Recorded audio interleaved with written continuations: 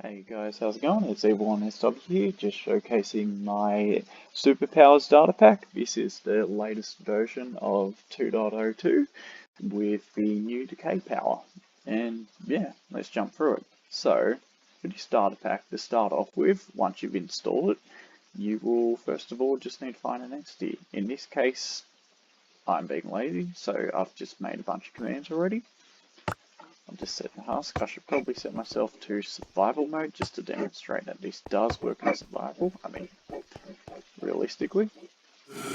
So, to get your powers to begin with, all you need to do is find any entity in the world and just hit them. You'll be given that prompt and you'll be able to select your power. So, this book will detail all different things. So, basically, just the instructions on this. Short end is you flick through the book, find what power you like the look of, and just click on it, and you'll be given that. To start off with, just got a link to my Planet Minecraft. You can check out all my other data packs. There's several others, including enchantments and yeah, just the extra inventory. You can click here to get a random power without choosing it. So this is good if you are running an SMP and just want people to just get a random one, or yeah, add a bit of quirkiness to it. So general rule of thumb, red powers are more offensive based, blue are more defensive, green are utility. So far I haven't got anything in gold, but I've got a couple ideas in mind of things to add. Starting off with our first power, we have flame. So these are the sticks that you get given. There's power toggle and power activate. Each do different functions. For the fire power, we'll start off. Just a simple thing I thought I'd show off before I move on to the next power is just to showcase how the random power selector works. So clicking that, you'll just get any random one. So for example, I got Combat Master for this one. Yeah. So demonstrating the fire power, this is a bit of a jump, but yeah, just easier place to demonstrate the ability. So using the power activate, without sneaking, just by right clicking, you'll shoot out a little blast. If this hits the ground, it will set it on fire and damage any mobs nearby. If you hit a mob directly, it will set them on fire for a decent amount of time. It just got put out quickly. Now, using power activate and sneaking and right clicking, you will launch out a fireball, which will explode a small area around, doing damage to enemies. Now, with this power as well, if you are in the air and you sneak, you will slow fall down, allowing you to get out of falling situations and many other things.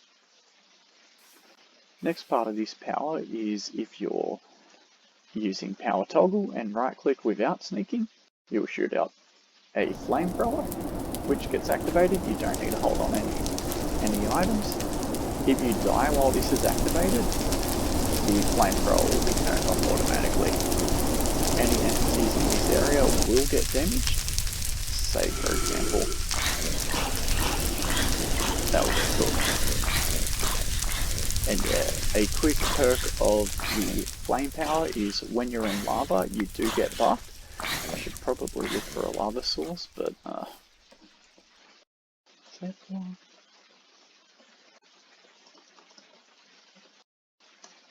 best way to demonstrate, you get basically all the best resistances in the game and buffed when you're in lava.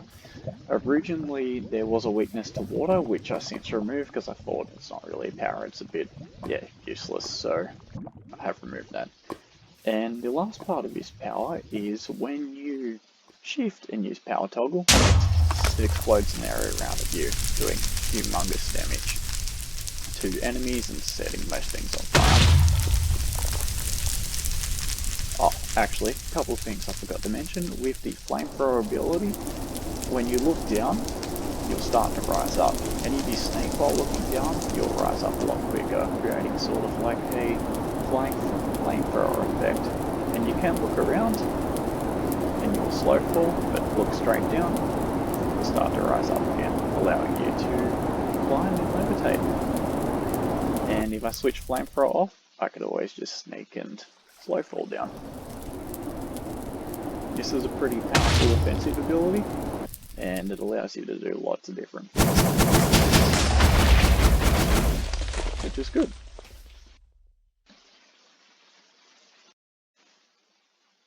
Alright, so the next ability that we have is the Summoner. So this is more of a defensive based ability. It's essentially the power that you use when you want to be able to summon mobs.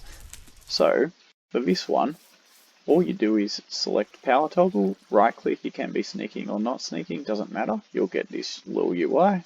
So I can do it sneaking and non-sneaking, where if you take your mouse and you select over one means that when you right click while not sneaking with power activate, you'll summon that mob.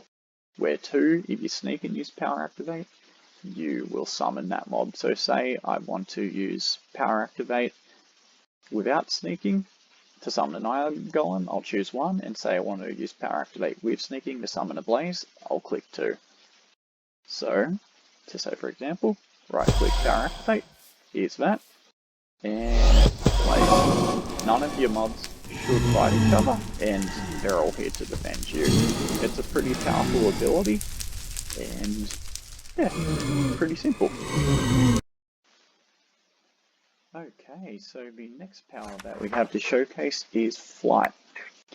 So, using this power, when you right click using power activate, as you'll see on the bar down here, it'll say flight activated. When you're in this state, you will hover around and fly without falling. You don't need to hold anything else. And when you look a certain direction and sneak, it will go up and down. So looking down and sneaking, you'll go that way.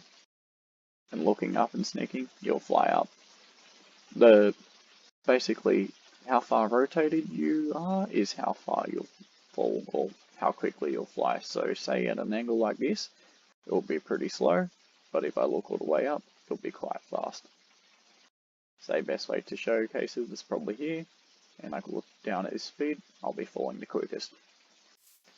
When you use the flight ability, you take 0 fall damage, so simply right clicking again when you've got flight activated without sneaking, will switch it off. Now, sneaking and right clicking, you'll see dynamic flight popped up. When this is active, sneaking and jumping will activate flight. You don't need to click anything.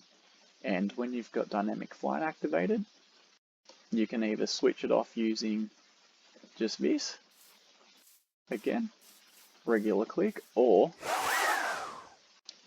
simply sneak, hold down, look at the floor, and you're back to regular. Now the next part about this power is the gravity ability. So right clicking power toggle will affect mobs with gravity or levitation. So when you've got flight toggle, sneak and right click, it will make them fall, doing gravitational damage to them. Or, if you did so much as wish, you can fly around and beat the mobs up too. There. Just a little bit more fun before making them fall to their death.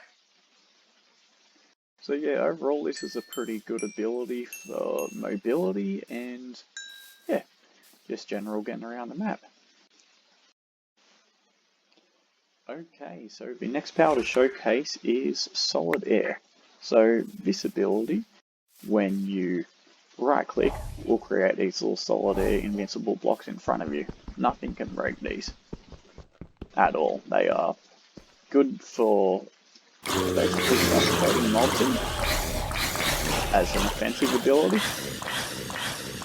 or blocking off exits if mobs are trying to get you. Say for example, you don't want him to get in your way, you can just make him have to walk around.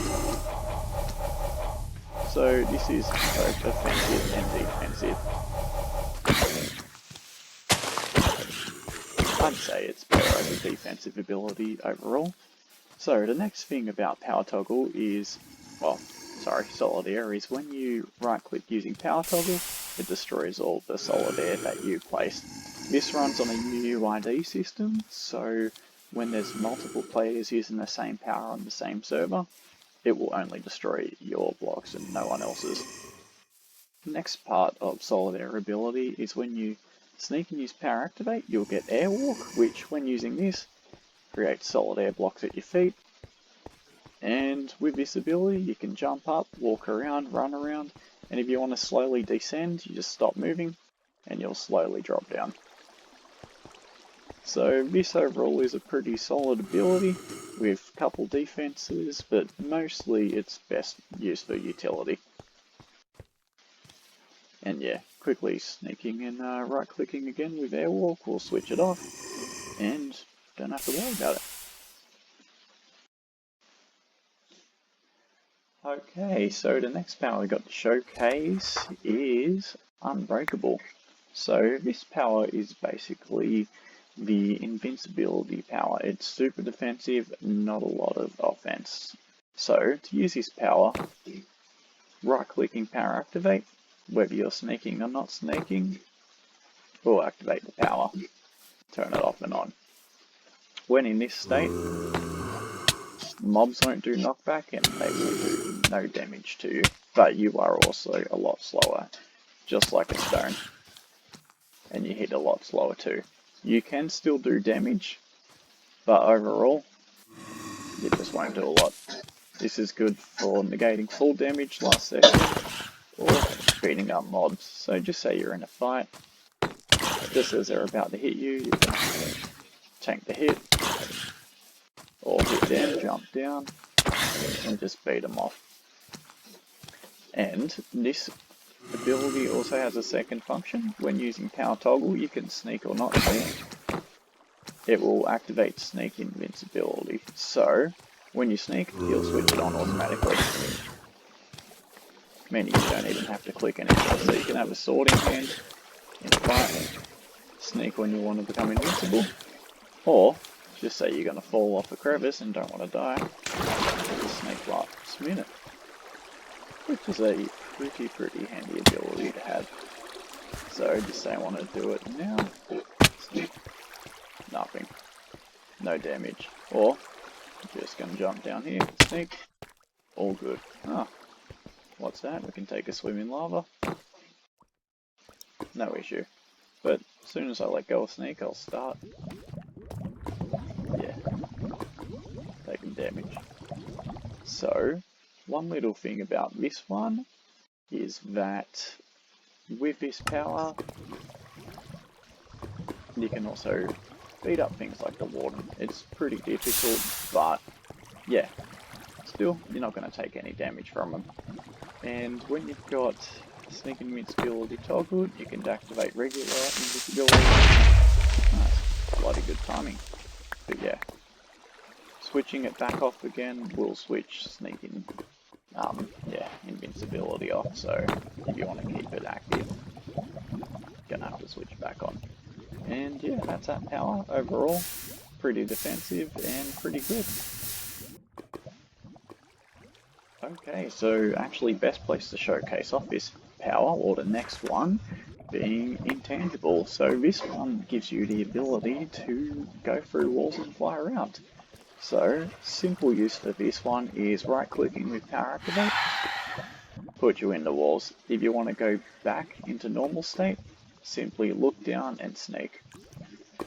So this ability is especially good for, defensive purposes, but mostly just for getting around. It's a phenomenal ability, or it's good even in fights. If you sneak, go there, drop down, hit someone from behind. Multi-use, lots of different things you can do with it. If you use power activate with sneaking, it has the same effect. So our next ability with this is, if you right click power toggle, it will do it, but as soon as you hit air blocks, you will go back to normal. So you don't have to sneak. So say for example I use this, I'm in here now, I go out in an area with air, I pop back out automatically.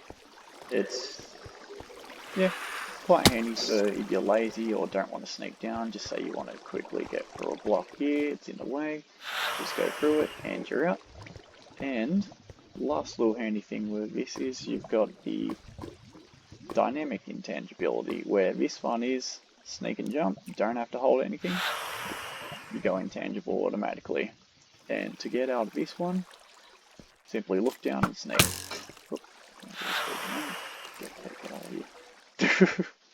So yeah, overall, really, really strong ability. Not for attack, no, it's all defense and getting around. And yeah. Okay, I'm back. So the next power to showcase is Invisibility. So this is a pretty simple but efficient power, good for multiplayer. With Invisibility, sneaking anytime will make you invisible. Obviously good for its intended purpose of stealth, making sure players in multiplayer servers won't find you, and all the usual things. Oh, probably should have showcased that without being invisible first, but sneaking and jumping will toggle total invisibility, which you don't have to sneak at all. Once it's on, it's on. You'll remain invisible for a good portion. And yes, simply sneak and jump to switch that off. Now, power toggle doesn't have anything assigned to it as of yet, but I'm thinking about adding things in later updates. As for the power activate item, when you right click, it will shoot out a little projectile which will create a smoke screen. Any entities aside from people using the invisibility power will be blinded whilst in this. And yeah, overall it's quite handy to have. And because this uses the UUID system, if you sneak and right click using power activate, it will just destroy your smoke screen. You can only shoot one of these out at a time. I did restrict it to one because it does create a little bit of a lag on, I'd say, weaker PCs, so it's mostly to save others. And yeah, another thing with the invisibility power is when you're holding power activate and sneak, you will see all mobs in a 50 block radius around you, which is quite handy. Yeah, if I can demonstrate it. It's good for in the smoke screen. And yeah, pretty simple power overall. It's good for utility and defense, but most importantly stealth. So yeah, overall pretty simple one, not too in-depth, but quite powerful. Okay, so next power to showcase is Teleportation, or Teleport. So this power is pretty self-explanatory. It's a teleporting ability. Using right click with power activate will fire out a projectile which will teleport you where you're looking. This will give you 1 second of slow falling afterwards, just, yeah, in general, so you don't hurt yourself as much when landing on something, or it will save you from quite a height. So say for example, if I decide to jump down, shoot that out, I won't take damage when falling and landing, which overall is quite good. And yeah, sneaking using power activate has the same ability. This is actually particularly good with a spyglass, because you can simply zoom in on a location, just say I want to end up in that block, right click, and I've ended up in that location. As for that damage here, I'll have to showcase that later, what power that is, but it is a pretty powerful one. So, next ability with this one is when you sneak and right click, you let out a little marker, which this is your mark and recall ability. This is also UUID based, so any other players who use the teleport power on the server will also have their own individual one, which they will teleport to. It doesn't matter how far away you get, you will always recall to the same location, but if you sneak and right click, it will destroy your old one. Say for example, sneak right click creates a new one, right clicking will recall you there. So, good example, probably shouldn't do it in the past, it's so noisy. Let's go over here. sneak right click, want to recall here. That's a good spot to do it from. I'll be teleporting back over there where the marker was. Right click, here we go. Now, handy little ability I actually forgot to talk about is the ability to warp mobs with you. So I've made it so that if you summon something, sneak and punch him, you'll get that quick glowing effect, meaning that that entity will teleport with you as you do. So he's come along. It also works for the mark and recall ability. So if I sneak and punch that villager and I recall to my mark, he comes with. Which this can be used for multi-purposes. Just say I want to, I don't know, for example, there's a mob and I want to get it away from me, I'll just take it away, teleport in there, and recall back, and he's gone. It can also be used for nefarious purposes. Say I want to, I don't know, drop a wither, or a couple, a villager maybe. Yeah, he's good chests because I won't get completely slaughtered.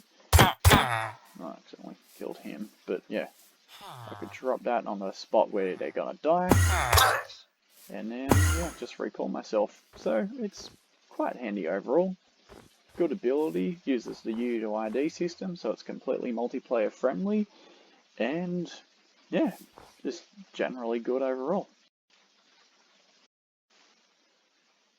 Okay, so the next power to showcase will be, I skipped right past it, one of my personal favourites, Explosive. So this was probably, in my opinion, the best one in all of the original 1.0 versions of this data pack. It's probably still one of the best defensive ones, and not just defensive too, it's good for mobility. So, with this ability, right-clicking using Power Activate summons an explosion in front of you. You won't take any damage from it, but it will do quite phenomenal damage to other entities. Say you want to wipe out a order tasks. It's quite good. With the explosion ability as well, you are also able to fly. Yeah, if you time it last second, you can also negate full damage quite easily. It's a simple little explosion jump trick which you can do with this, I've learnt. About to fall, hit that last second, then pretty much push yourself over into a block, you'll be fine. Or you can do the superhero landing, jump down, explosion. Pretty fun. Now, the next ability with this one is sneaking and right-clicking using Power Activate. It's a short distance explosion. It won't make it that far, so I probably can't hit most things up on the mountain most of the time. I have extended the range of it a little bit, but it's not super long distance hitting. Like, it definitely won't hit those trees over there. It might hit that one. Yeah, but it's overall not the longest range ability. With this though, you will take damage from any explosion created by it. So say I there, yeah, this can hurt you. But it will also hurt everyone else. You hit a mob with that, they will also, yeah, instantly blow up too. So, pretty damn handy. Next ability for this is when you use Power Toggle, right click, you'll get these little marker points down. These are bombs. So, I'll get away from it because using this ability will damage you too. This uses a UUID system. When you're close to it, you will see your markers. And I should get as far away as possible. Sneaking and right clicking will create explosions at all those points. So, good. Probably not the best idea because you can lag up your server. Run around just holding this down. And might away actually. Good viewing point. Sneak and right click. Wasn't a clever move. I'll just run around with this. Drop the bombs down. And watch it go kaboom. Blows up the whole section. Overall, it's probably extremely busted ability, but I don't really plan on balancing this pack too much because I do have my favorites, and yeah, probably one of the best offensive abilities. There's a couple which are slightly better in this pack, but yeah, it's a favorite. Okay, so I figured I'd go back to my actual setup spot again because the next couple are easier to showcase off here. The next ability for me to showcase is Beast Mode. So what this is your standard, basically, buff up, power up, yeah, ability. So you have different levels with this one. When you hit power activate and you see the energy start to go down, you'll be given different buffs. Standard buff will remove 20 energy per tick. When you run out of energy, your beast mode switches off. Using power toggle will raise the beast level and will also raise your resistances and buffs in general. Level 3 is quite strong. You also get higher jump abilities, you take less fall damage, overall stronger attack power, but at the cost of burning through a hell of a lot more. So say for example, on level 4, I'm going to do a hell of a lot of damage. I could say summon a warden, let's see how we go. Still take reasonable damage. If I was fighting in level 3, it would probably do a lot more damage to me still. But when you're in your highest form, you can definitely take damage to a certain extent. With stand there back up again.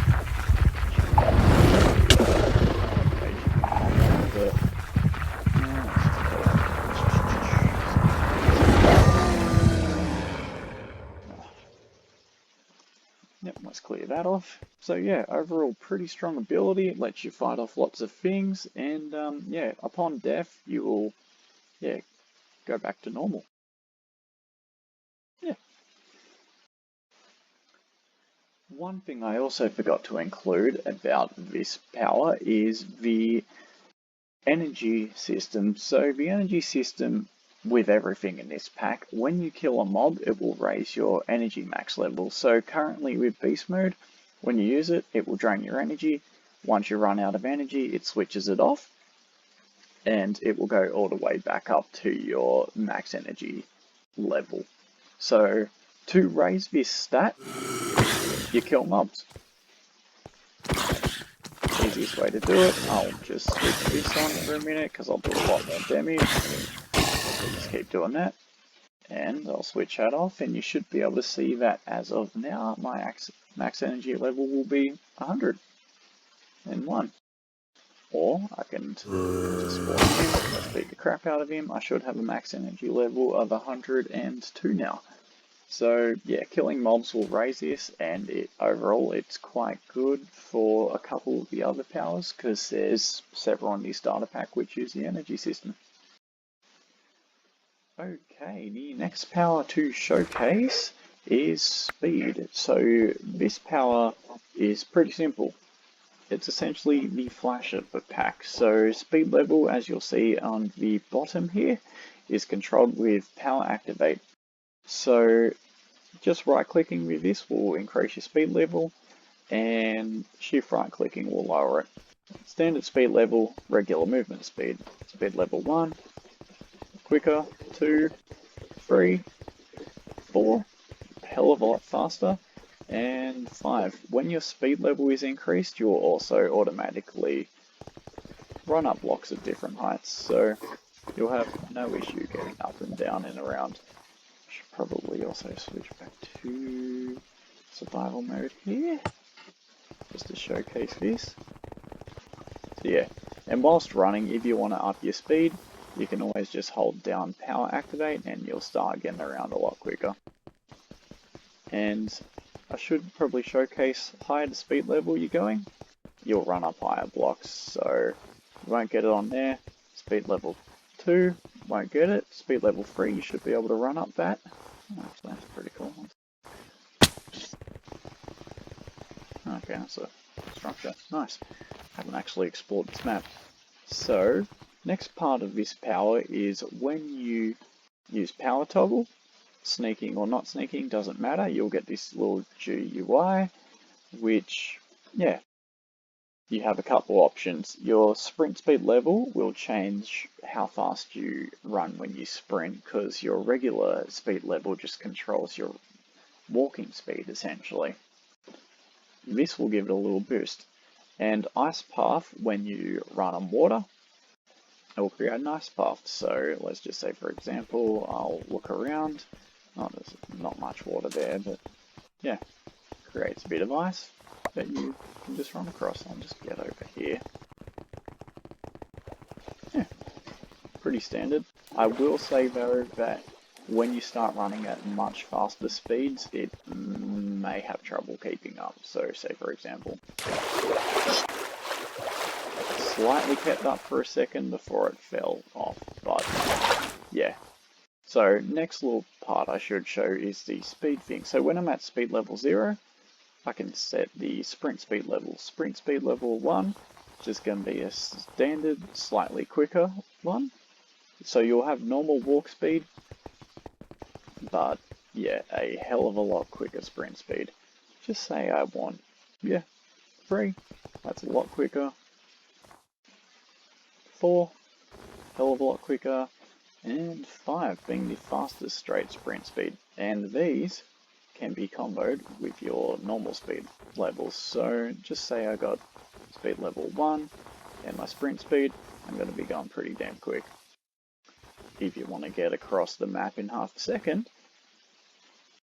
that with sprint speed level 5, you've basically, moving so fast, it's hard to keep up. And when you're moving this quick, you can pretty much run up most things. Careful for fall damage though, because that could be a bit of an issue if you're not able to keep up with how fast you're moving. Overall, great utility. Oh, and one thing I forgot to mention, when you sprint at mobs, you'll damage them. Should probably up my sprint speed because my heart. Yeah, so nifty little trick. Just absolutely spam the crap out of them. And yeah, so good power, very good at utility, probably not high utility, but you'll pretty much be faster than teleportation aside from the recall ability. Yeah, so overall, decent offense, great utility. Okay, so the next power I'm going to showcase is Freeze Vision. So this one's pretty simple. When you use Power Activate, right click, it will swap between, actually you can use Power Toggle too, it doesn't really matter with this ability. You will swap between Freeze Radius and Freeze Vision. When you're on Freeze Radius, it's always active, and when you're on Freeze Vision, it's always active. If you sneak and right click on either of these two, doesn't matter, it's in this power, it's the same thing. You'll swap to the sneak activated version. So just say I want to turn Freeze Radius. So yeah, good rule of thumb is right clicking the stick will swap it between Radius and Vision, and sneaking will toggle it to be sneak activated or not. So yeah, sneak right click, sneak activate, and I can swap straight over to Vision and switch out off and on. So what this ability does is mobs with Freeze Vision, the mobs you're looking at will be frozen. So say if I am not looking at them as much, they'll become unfrozen. But yeah, if I swap it to sneak activated, when I'm sneaking, don't have to be holding anything, it will freeze them. So this ability is particularly strong because, I mean, you can essentially beat the crap out of mobs without them walking close to you. there's nothing they can do. This will freeze pretty much every player except other players using the freeze vision power. And it has quite a radius vision. Freeze radius doesn't have wide as longer block distance, but it will freeze everything around you. So say I can put stuff here, don't have to be looking at it. And same thing with freeze radius sneak activated. I can just hold that. So this power is, I'd say, particularly strong. It's a highly defensive ability with a lot of applications, and it does have the slight ability of allowing you to see mobs through blocks, especially just say you're exploring caves and things and you've got freeze vision activated and you're looking around. It's like, oh, okay, there can be a couple of different things, you can see where things are, so it's also good for scouting out areas too. Overall, strong defensive ability, and it does wind up into being a good offensive ability too, how it affects mobs. Okay, so the next ability to showcase here, I skipped way past, is Lightning. This one being the set standard of basically the 4 power. So you have lightning abilities. Right clicking power activate, shoots out at long range, lightning strike. Does reasonable damage on mobs. Yeah, can be spammed if you want. Shoot off things at a long distance, and sneaking and using power activate. Electrify strike use. So say I want to short range, massively damage on myself, it will do that. And it will also, move itself to mobs. So even though that's not directly in front of me, it will get struck if it's slightly off. Overall, pretty strong ability. This one, quite strong. Also good for utility of lighting fires, if you need that.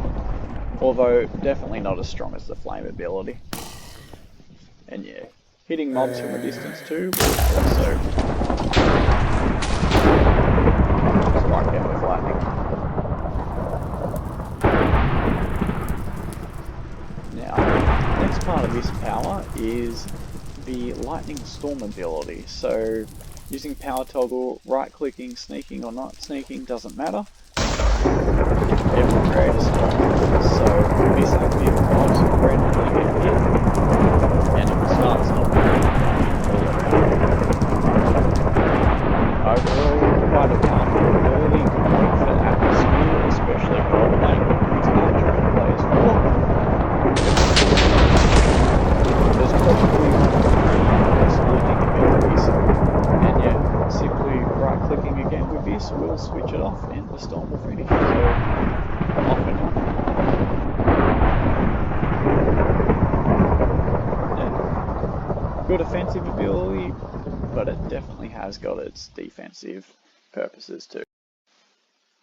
Okay, so the next ability to showcase is Weapon Master. This is basically the stock standard ability of, being armed up and having lots of, basically weapon-based powers, hence the name. So, with this one, right-clicking using power activate will create these swords, which will seek out the closest mob that isn't yourself.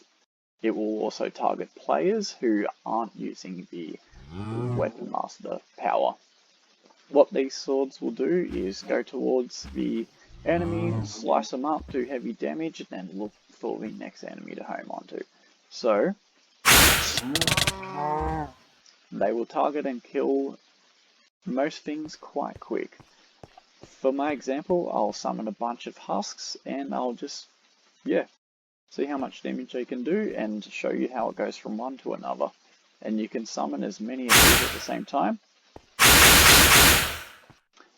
They also won't go too far, and so yeah, once your first enemy is killed and if there's no other ones close by, they will just sit there until they naturally get cleaned up by the built-in entity cleanup system I've got in the pack.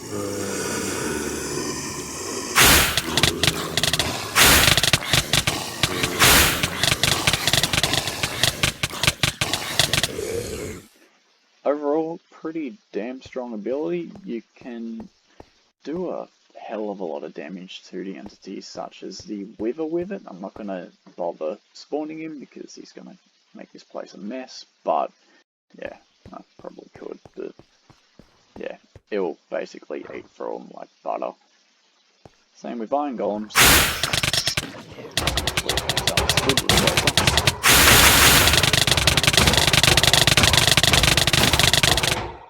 So yeah, you can get through an enemy like that pretty quickly. Next ability to showcase is the armor up. So, sneaking right clicking, you will be equipped in a very strong set of armor, which this set of armor, when tossed out, will just completely disappear. Same with the sword. Just throw it, it's gone. So that's to pretty much stop you sharing with it and stop other players from getting their hands on it if they kill you. Because, I mean, it should be a weapon master only ability, you know. This is also good that, just say I'm wearing other armor and I try to use it, it won't take it away. But, say I've got an empty slot, it will, fill it in, and if I revoke it, it will only take away the armor pieces. It won't override anything, it won't destroy anything, it keeps your actual armor safe if you'd prefer to use that and just put on the other pieces, or just take it away. And so pretty much works like a toggle. Switch it on, you're fully armored up, sneak and right click again, switch it off, and it gets revoked. And the last ability is power toggle. You can sneak or not sneak, doesn't matter. Right click snap, create the arrow storm. So yeah, this will do pretty heavy damage to any mobs that get hit by the arrows around you, and it can be quite devastating. I would not recommend using an elytra while using this ability, because you can hit yourself with your own arrow, and because it's moving quite quick, you can die. Yeah, so good rule of thumb.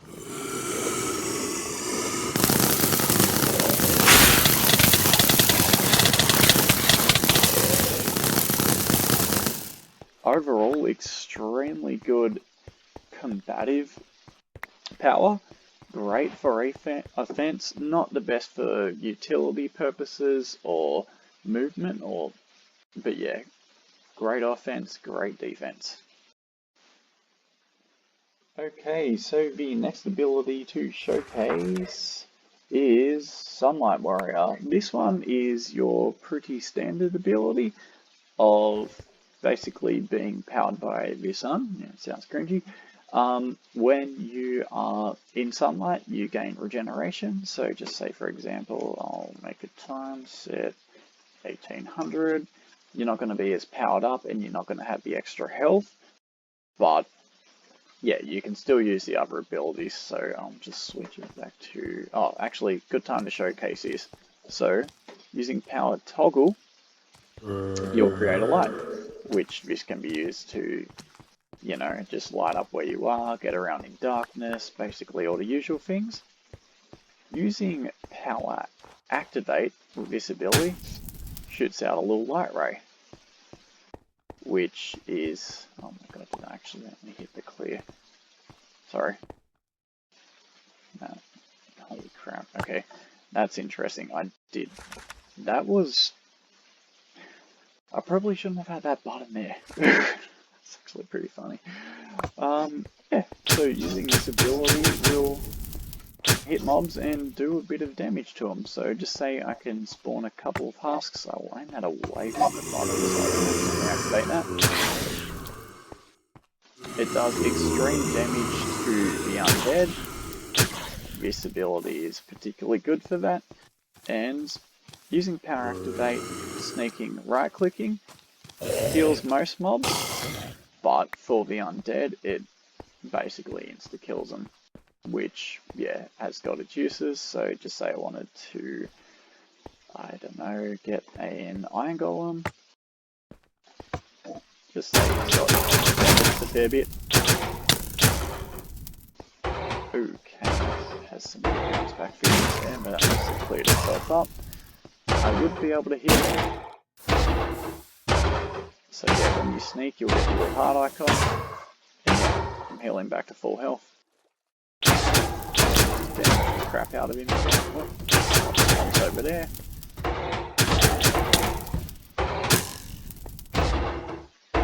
Oh man, it's being used as a testing dart at the moment. Probably not enjoying it. Actually, entity around here I can't see. But yeah, can heal him, and he's going to be all sweet. And yeah, overall pretty decent ability if you know, want to act as like the hero of the daytime and be able to kick the crap out of mobs. And yeah, basic thing is buff during the daytime as well, so you'll get higher damage, higher move speed, yeah, more regeneration, and you don't have to eat whatsoever. So pretty standard good ability for its passives. It's got general just movement ability, okay-ish defense, and yeah, I mean the defense of it could be better, and its light ability is pretty handy. It helps, yeah, you make your way around caves. Yeah, showcase how much damage I can do. Actually, I'll just shop the power somewhere. Not a really good bloody ravine here. Anyway. Okay, so the next ability to showcase is probably one of the coolest in terms of technical ability. Not that it's overly difficult, but it's got a hell of a lot of different utility uses, with some attacks, not a lot of defense. It's mostly used for its utility, movement ability, and yeah, a couple of just slightly offensive abilities. This is the Dimension Hopper power. So for this, you're able to move between the dimensions, which is pretty standard. You will have a little title here, which will just tell you what dimension you're going to go to, and a couple other things. First thing to start off with power toggle, sneaking, right-clicking, you'll get the little menu, which will let you choose between going to the overworld, never, the end, a pocket dimension, which is a custom dimension which got added to this data pack, probably in version 1.06 originally. Yeah, put it in there just as an extra utility thing which will help you move around, or you can trap other mobs in that dimension. Up to you. So you also have the ability for safe Y level. This will keep you, just say if you're in the overworld and you're at negative Y level 50 and you decide to teleport to the Nether and you have it turned off, if you teleport at negative 50 in the Nether, of course you're going to be in the void and die. So this will sort of, yeah, enforce you to the point that it'll bump you up a bit. And safe warp will stop you from teleporting into blocks or teleporting directly above the void. Just say I'm in the end or want to teleport to the end, it's good to use the safe warp. Same with the Nether. You don't really want to teleport inside blocks or, yeah, you know, in the middle of a lava pit. And yeah, let's get to this. I'll switch safe Y level on for now and safe warp on for now. If you're really good at calculating the coordinates between dimensions, I would say you can get creative and switch them off, but for most players, I'd probably recommend keeping both safe Y level and safe warp on. So to test this out, I'm going to go pocket dimension, as this will showcase it, and yeah, you'll see when you're holding the power activate button what you're using. Actually, quick little thing I will showcase is with this ability, the dimension that you choose will fire out a dimensional attack from, that dimension. So when you're in the overworld, you'll shoot out an arrow attack to hit mobs. If I choose the Nether, I'll shoot out a basic fireball attack, which, gets teleported over from the Nether. And we'll shoot out a Skulk Bullet to levitate enemies. And the pocket dimension will shoot out a little blast attack. So it has got some pretty good non-attack, but knock enemy out options, which are quite reasonable. It's quite fun overall to screw around with. I might actually grab some iron golems. If you can feed the crap out of the husk for me. I don't have the time for it. Now, basic thing, when you use power activate without sneaking, you will teleport to that dimension. When you hold sneak, you'll get this little particle effect, which will show you that, when you right click, the entity in that area will get teleported. So just say I want to bring an iron golem with me to a certain dimension. I'll grab power activate, right click, or sneak, just to show you the particle effects, and then right click, he'll be teleported over to that dimension. If I right click power activate now, I'll teleport into the pocket dimension, and he's here with me. If I want to teleport him back, I can simply just go to the overworld, right click, and I can right click along following that.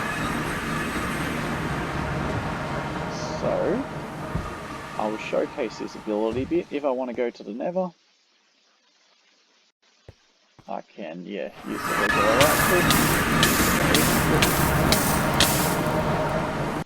Probably should have configured that ability a little bit. I might end up in a better spot. Safe Y level, safe warp, on and on. Let's just try the end out for now. So you have the ability to jump between all the different dimensions, which is really handy. I know I still have a couple of things to configure with the safe warp ability, but once that is done, it should be all good.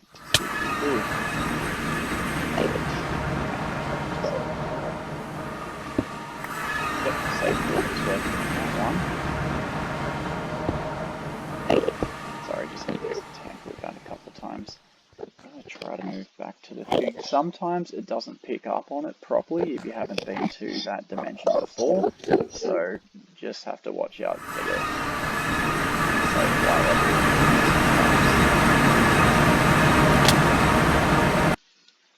I might have to reconfigure those settings at the moment, but otherwise it works pretty standard, and decent ability with a lot of different mobility. Okay, so the next ability to showcase as part of this starter pack is Deep Dark.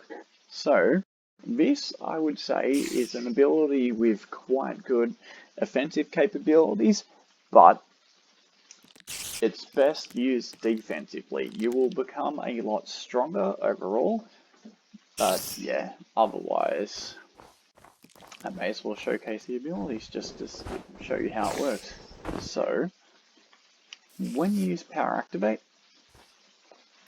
on any naturally occurring regular block which Skulk takes over, it will summon Skulk, which will slowly start to spread around and basically corrupt the environment, which I will showcase now.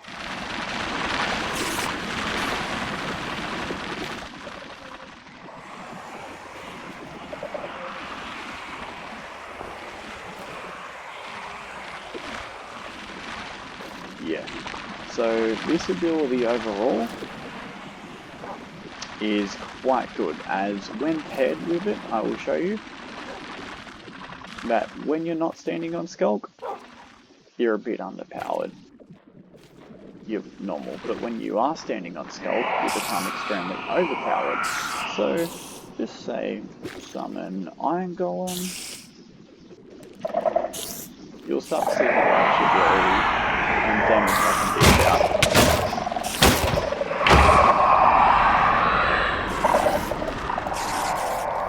Yeah, that's loud. So this ability does take a lot of, inspiration from the water mob, which is extremely overpowered, as you know, but yeah, to sort of combat this power from being too broken, you're stuck to having to be on Skulk surfaces. And as most players would know, Skulk can't overtake non-naturally occurring blocks. So if I showcase this on ice, it's not doing anything. I also should have mentioned that, yeah, using this ability, sneaking and not sneaking has the same effect. Sometimes you might just need to hit the block to get it to start triggering, because you just need a little block update. Same with falling sand. It's a bit of a pain in the butt sometimes, but that's how Minecraft's, code works. Next part of this ability is the Sonic Boom. When using power toggle, you shoot one of these out, which does pretty reasonable amounts of damage to most mobs. You don't have to be standing on Skulk though.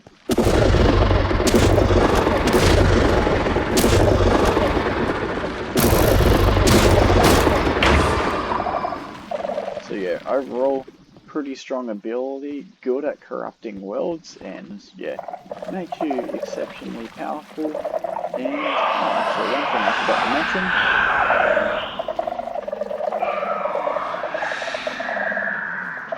Crap, Skulk is loud. Enemies that are on Skulk when you're standing on it are slowed down.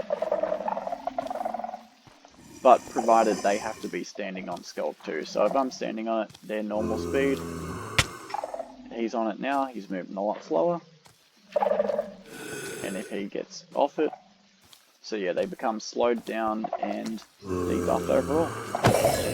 Strong ability, and yeah, particularly good. I had to jump location again just because it makes it a little easy to showcase his power. But next power, inspiration was definitely taken from a popular movie franchise. All of you guys who've been following this data pack for a while and have been keeping up with it would know that this one used to be called Telekinesis. It has since been called Force.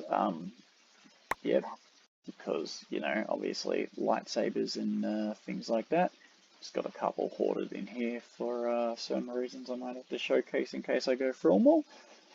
Now, this power, inspired by Star Wars of course, you'll have the telekinetic abilities like in the old version of the starter pack, but with a couple of extras and a lot more damage. So, quick thing, lightsabers do a pretty hefty sum of damage. V10. Quite strong overall just for offense, and well, you know, probably better than most swords, although they can't be, enchanted whatsoever. So, standard ability is right-clicking with your blue lightsaber. First push.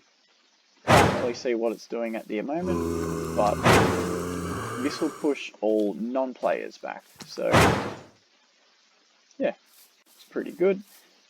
Now, sneaking and right-clicking with the blue lightsaber is your force pull ability. This will pull any non-player entity over. So, stay one. Push some mobs back, pull some over to get them close. I can do that. Push them over. And just start putting scrap out. So, got a lot of utility. It's pretty reasonable for if you want to pick up items too and pull them over. You can just have them all over the place. Pretty decent range of about 16 blocks on this. Out of here. Yeah, actually that's nice. I haven't really tested this one out. Yeah, exceptionally decent range on it. So, using the right, you will have the ability to pick up mobs. So, right click with the red lightsaber, you'll have this, which is essentially the force pickup.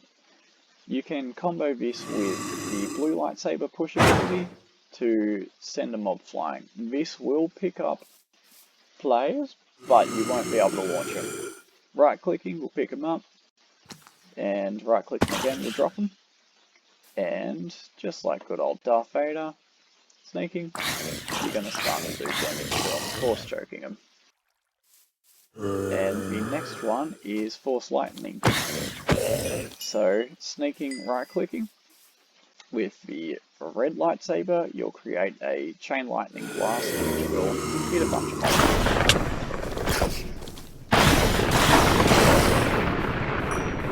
Doing pretty good chain damage, so if I can get them to all be a bit slower.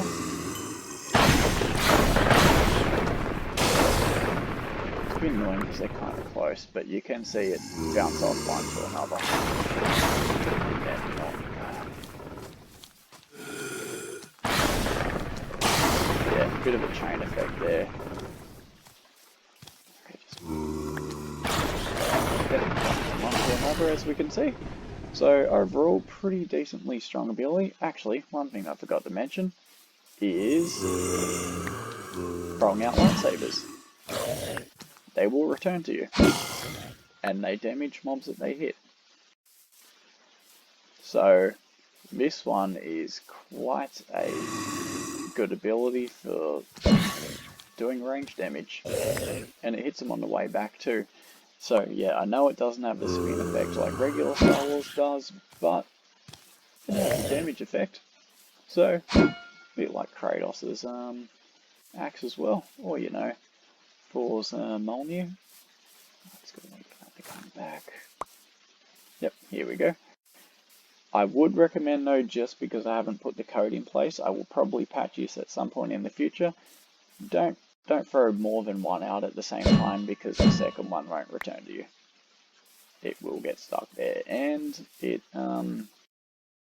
yeah, if I throw the other one out, that will return, but then that one won't. It's a little bit annoying. I'll fix it eventually, but yeah, for now, I would just advise against it. It's a known bug. It's the only known one I haven't picked up, or that I haven't fixed up yet. Yeah, anyway. Okay, so the next powder showcase is Ocean Crawler. So this ability is essentially think of it as the Aquaman a bit, that's the best way to describe it. It will give you the ability to, outside of water, you don't really have anything, but once you're in water, you become instantly buff, you don't take a lot of damage, you swim really damn quick, and yeah, just stronger overall, don't run out of water, break things a lot faster as well. So this is the Aquaman of the abilities. So using Power Activate, you'll be able to see that when holding it, you get this little green flicker, and when shifting and holding it, you get this little particle effect. So right clicking with Power Activate on a mob will buff those mobs in the area. So just say for example, if I was to put a husk down, if he gets tagged, he'll have strength, endurance, a little bit of regeneration, he'll be able to breathe underwater and be completely strengthened up. Where if I shift and right click, he'll be debuffed. At the moment he's got both, so quick little thing with this power is right click using power toggle, you'll be given the GUI, so for everything that you've buffed or debuffed, you can choose to remove the buffs, remove the debuffs, that will be all the mobs that you've affected, or remove both. So, say for example, this zombie will be removed for him. Now, the next option is swim speed, which is toggleable across all the different speeds. So generally, you'll swim pretty quick. I can up it another one, it's a lot faster. This one's even faster. And if you want to get across the ocean basically like a friggin' torpedo, you can use top speed. Next thing with this is underwater vision, which is toggleable on or off, which will just give you standard vision across the board. and I can switch that off. It'll take a second to turn off, but yeah. So one little extra piece of information about this power, I'm just going to slow down my swim speed a bit, is normally when you jump out of the water, you get the normal bobbing only going so far, but if you face directly up with this power and go up, you'll fly underwater and you'll be able to reach particularly high distances. Say for some reason there's a mountain that you want to go, you can just go up and jump up on there without issues. So overall it's a pretty basic power, it's more of a passive than anything, but you're able to apply buffs and debuffs to enemies. Oh, one quick thing as well with the debuffs, just say I've given it to a random husk, I debuffed him. Once he leaves the water, all buffs and debuffs will be deactivated on the mob. So yeah, just a little thing to keep in mind. That's how it's been designed, and yeah, overall, mildly strong ability with a lot of utility, especially hanging up in the water. And yeah, quite good offensive capabilities, but it is also very, yeah, specific to, I mean, I'd say the overworld because there's a lot of water there. Anyways, on to the next power. Okay, the next power I have to showcase is punch effects. So this one is essentially the power that you choose when you want all your attacks that you give to entities being regular punches, but it will also apply for sword hits and anything else. Yeah, to give entities choosable and toggleable effects. So the way to use this power is you can right click with power toggle, it doesn't matter if you're sneaking or not sneaking, or you can right click with power activate. Sneaking doesn't matter, or not sneaking. So what this will do is give you a list, which is your buffs and debuffs. You can clear the effect, which when you hit the mob that's been affected, it will wipe all effects from them. Enhance will give them strength, speed, or the usual ones. Stealth turns them completely invisible. Weaken will make the mob slower, do less damage overall. Decay damages over time with a wither effect. Confuse will make them nauseous, they will go blind. And heal will heal mobs. And you can set the duration. So just say I want to make it so that when I punch mobs, they will get decayed for 30 seconds. And also these do stack. I can also choose to weaken him as well, make him slower. And if I so much as wanted to, I could turn him invisible. Probably not the smartest move possible because he'll be able to damage me. And I can clear the effects. Well, he did die before that. But let's just say, for example, I put stealth on someone, and I want to bring him back. Just going to work out how he is. Okay. There we go. Managed to hit him. So yeah, clear effect clears everything that is affected. This works on players as well as, yeah, all mobs in the game. Overall, it's a pretty good skill. And I should also mention that the heal only does work on non-undead. On undead mobs, it's pretty much an instant kill as it does phenomenal damage to them. So yeah, just keep that one in mind. But overall, good offensive skill with some defensive capabilities and also a good portion of healing ability and buffing abilities for yourself, but also pretty good to debuff enemies. So yeah, can be used as a support skill too. Overall, pretty good power. Okay, so the next power to showcase is going to be Resurrection. So this is the pretty standard Wolverine Deadpool power in that you have constant regeneration, that you're hard to kill, and that where you die, you'll come back to be able to keep fighting. So, say for example, I'll go over here for now. Now, previously recorded this. I've had to redo for an edit. So basically with this power, I'll set an example here, get the Iron Golem to kill me. When you die, you'll get given this little GUI screen where you can see that there's resurrect at death location, which you can say yes or no. By hitting yes, you'll go back to the location that you died. So, quick thing to note with this ability is that I'll do it again. If you hit yes, you'll go back there, but once you've hit yes, that's it, you can't keep teleporting back to it. I'll show an example again of how the works. I'll get the Iron Golem and kill me. So if I hit no, that will mean that I won't be able to spawn back. So if I try hitting yes now, I won't go over there. So just be careful when you hit no, because it won't allow you to go back. So, quick thing to note with this power is, as you've noticed with the death, you have the auto res off or on option. This means that when you die, if it's switched on, you will automatically spawn to that location again without having hit yes or no, which is, quite a lot easier. And I did forget to mention it, but when you die, you are also given fire resistance and regular resistance, meaning that you can pick up where you left off if you're in the middle of a fight and just keep dealing out damage to the enemy. So, say for example, I'm in a fight here, I should switch auto resurrection on. Just getting a bit of a pickle with him. So I'm automatically back here, and I can just keep picking up, and you can see the resistance and fire resistance to keep me going. And yeah, I'll just keep spawning back.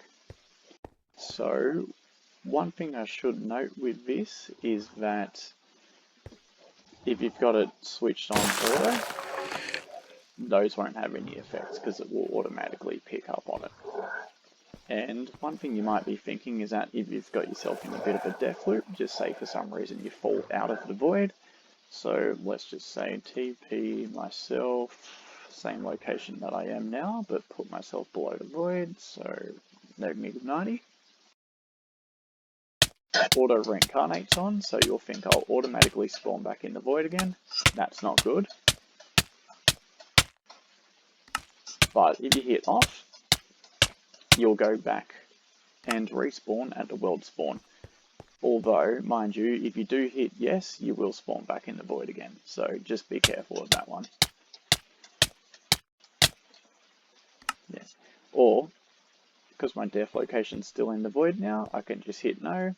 And now there's no chance that if I die, I'll automatically go back there. So, works out well. So overall, it's an extremely strong, not so much defensive power, but utility power is that it's one of the best combative abilities in the fact that, in a sense, you can't die. You can just keep throwing yourself at the enemy until one of you perishes. You could be punching them to death, doing 1 heart of damage. Eventually you'll get to them. It's basically persistence. And so which means it's also good with, offensive capabilities. Not as much utility, but, it will stop you from drowning. So overall, pretty good. Okay, so the next ability to showcase here is, I believe I probably lost it as usual, Nightcrawler. So this one is more of a passive ability than anything. It could be basically summed up to being similar to a vampire, as in during the daytime, you don't take damage from the sun because that's a little bit busted, but you will be constantly hungry. Good thing about this power is a passive of it is that when you punch enemies, you get your hunger back. So, just say for some reason I'm absolutely starving using this power, hitting enemies, I'll get a little bit of health back and I'll fill up my hunger bar, which is extremely useful. So, I'll have to demonstrate it to you at night for most of the other powers, but in the meantime, I'll show you the active ability, which you can use with Power Toggle or Power Activate. Doesn't matter, it works as the same stick, just with a different sneak ability. So, say I'll use Power Activate, nothing's working at the moment. I'll right click and sneak. We'll get the option of blood scent, which you can choose between your closest mob, player, or both. So it will just choose whatever entity's closest, or you can choose to find all mobs in a certain area. So what this does is you'll get a particle trail pointing you to the closest mob if you choose the closest one, or all mobs. Say for example, I want to find the closest mob to me. I have this little trail which pops out, which I can turn off and on. So just by right clicking, it will point me towards that way. So just say you're looking for a certain entity in a cave, or wherever's the closest, if you're starving, you can see where it's going to be. So at the moment, the closest thing's that fish. I can find my way over to it and just start eating. I will show you another example though, because you can also use it to find all mobs in an area.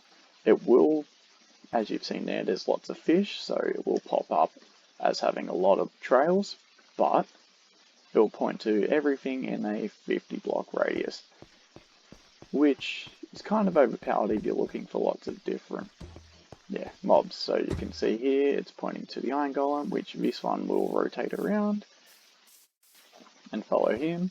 I should probably just set it back to closest mob. Who's the closest at the moment? Definitely some of the fish. Now it's the Iron Golem, as you see, will always point to the closest mob's location. I would also demonstrate the ability for players, but the only other player, well actually I am the only player in here and it won't point at me, it will point at all players who aren't using the vampire power, or the, Nightcrawler power.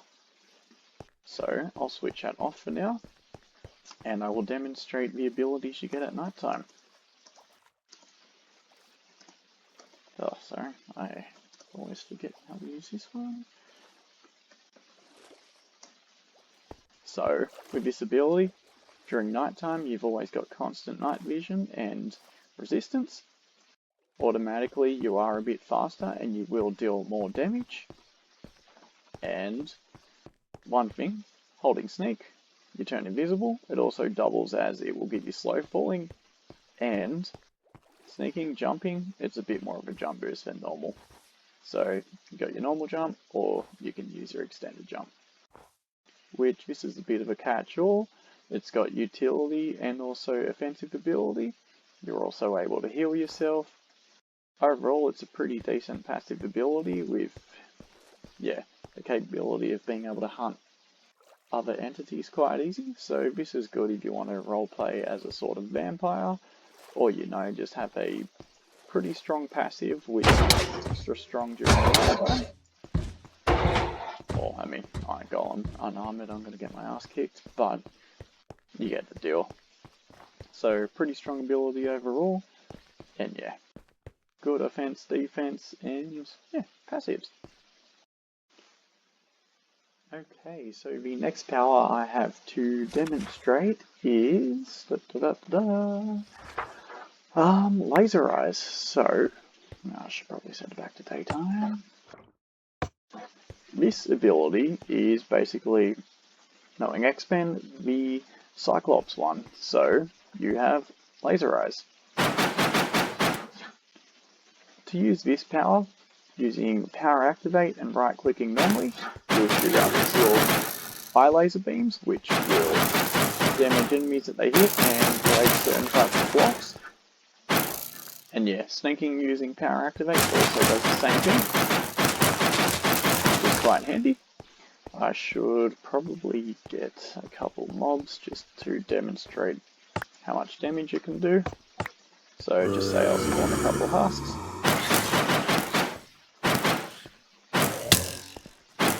Well, it's doing that damage to me now. So as you can see, it does pretty strong damage, and I'm able to take out mobs quite quickly with it.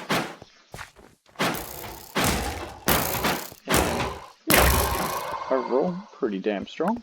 So next part of this power is with the power toggle. It will be a short range eye laser. So sneaking or not sneaking doesn't matter when you turn it on. Once you've turned it on, it will do constant damage. So just say I'll put down a Iron Golem at first. it will melt from doing damage over time. Not super long range, only about 7 blocks in front, but it will cut through them. Good to get through a group, as you can basically melt them. Double down. Yeah, pretty strong ability. One quick thing I will mention is that once your laser eyes are toggled, if you sneak, it will cut through blocks that you're looking at in front of you.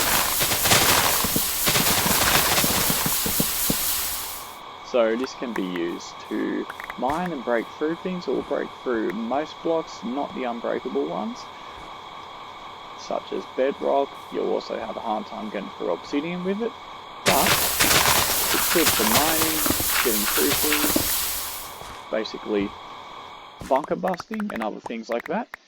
And quick thing to note with this power is that if you die, your laser eye ability will get switched off. So if you've got your beams going, it will not continue.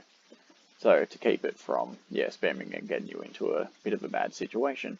So overall, pretty strong offensive abilities with some utility of being able to break blocks and mine super quickly. But yeah, otherwise, just standard defense. Okay, so the next power I have to demonstrate here, I'll just switch myself to survival quickly, probably should have done that, is Combat Master. So this one is mostly a passive ability, which gives you different kinds of combat techniques and basically offense and defense abilities. So to use this power, you can use power activate or power toggle. Doesn't matter if you're sneaking or not, it's just one control. Click that, you'll begin the little GUI in which you'll have your toggleable abilities. So as you can see here, you've got auto dodge, where you can auto dodge attacks all or off. So what this means is that if you have attacks on, when you're fighting mobs, they hit you, you will spawn immediately behind them, so you can, basically get back into fighting. So it's good for being able to get the upper hand on mobs, because if they hit you, players too, you'll just spawn immediately behind them, and you'll instantly get the upper hand. Really good combat ability, great for defense, but it won't protect you from things such as projectiles, which I will demonstrate in the next part of the ability. I probably should just get an iron golem out or something to kill him, but actually, I'll switch Echo Attack on, because it's a good time to demonstrate. If I switch that on, if I hit a mob, well, actually I'll get one that's actually got health now. Punch a mob, he'll automatically take damage next second, and it's very heavy damage. So any mob that you hit when you've got this Echo Attack ability turned on will constantly take damage. It's like a new kind of status effect where, they'll be damaged regardless, which is good. Deals with superb damage, and entities can't get rid of it until it runs out of time. So, as I'll demonstrate here, the auto dodge ability, you will still get hit by projectiles, which isn't good, but if I switch on auto dodge all projectiles, I will automatically typically get out of the way of. It does have a slight cooldown, so you won't get out of the way of everything, but you will be saved from a couple of things. It can be kind of finicky sometimes, putting you in weird situations, but most of the time, it's pretty good. I will admit it has got a small couple bugs that I am working on at the moment, but once they're fixed up, it should be alright. It's better used on mobs rather than things such as that, so I'll demonstrate here just with a skeleton. I'll get out of the way of that. It's good for single fire things on a couple of occasions. this one's still a work in progress. It's got a lot to use, as it will detect any flying projectile, not the ones on the ground, and such as things like blazes. It will also dodge out the way of fireballs. Also at the same time, not 100% reliable. Next part I'll show, I'll switch this on for now, is counterattack. So when hit by enemies, or just say even the blaze there for example, it will automatically hit them back. So even enemies with projectiles will be automatically damaged with counterattack. Let's just say I'll summon the skeleton. If I can spell that right. He hits me with that. Takes damage back automatically. And quick little thing with this is because I've got echo attack turned on, it will also stack and damage him with that too. Making the ability extra powerful if they're in a short distance provided. So if I get hit by him when he's there.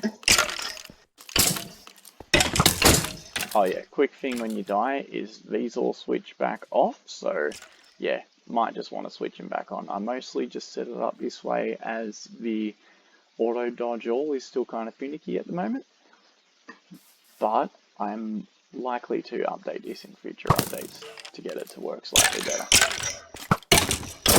Okay, he can't hit me for the life of him. He's absolutely pretty disappointing. Okay, echo attack killed him. Probably should have changed it tonight. So I will demonstrate as a group of mobs how auto counter works. If they hit you, they get damaged. As you can see, until echo attack switched on, they'll get extra damage by that. I can switch it off just to show you how that works. And yeah, these powers can be used in conjunction. Say I want them to get echo attack and I want to dodge attacks. You can see that they get echo attacked. I teleport away from them, and yeah, they do get counter attacked. Which overall, when used all together, is extremely good in PvP situations, in one-on-one fights, and other things like that. So it's got all-round pretty alright defensive capabilities and offensive capabilities as a power. Not a lot of utility though, so bear that in mind. Okay, so the next power to demonstrate, I've still got Combat Master on at the moment, is probably one of the most busted in terms of destructive capabilities, this one being Destructive Wave. Overall, this one isn't used for defense. If anything, it's a highly super offensive tool with massive amounts of, just say, short burst damage that you do. But yeah, as for utility and all of that, throw that out the window. It's also an extremely good griefing tool. So I have got a lot of energy at the moment. That's just because I've tweaked it to demonstrate this power quite a lot. So what this power is, actually I'll give myself low energy at the moment.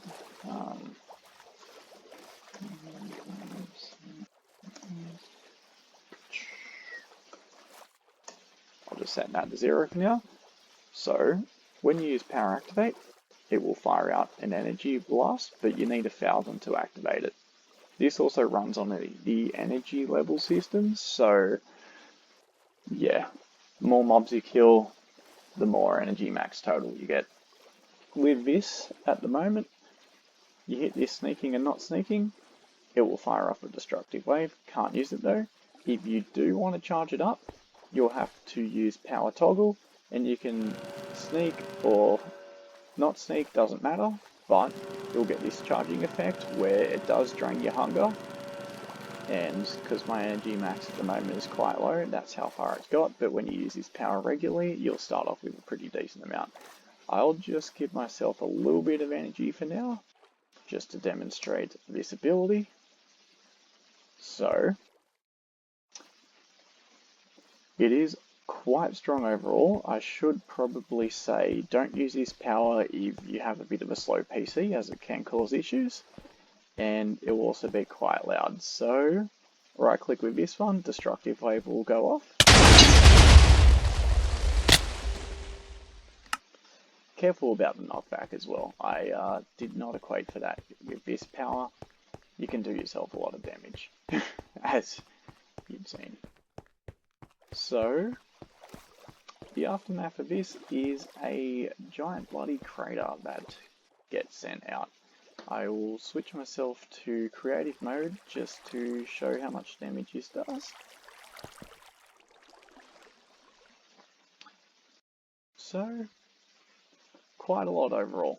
For the next demonstration I'll probably stay in creative just to show you how much it does, but just say I want to fire off this attack at, I don't know, there's no good villages nearby, but this for example.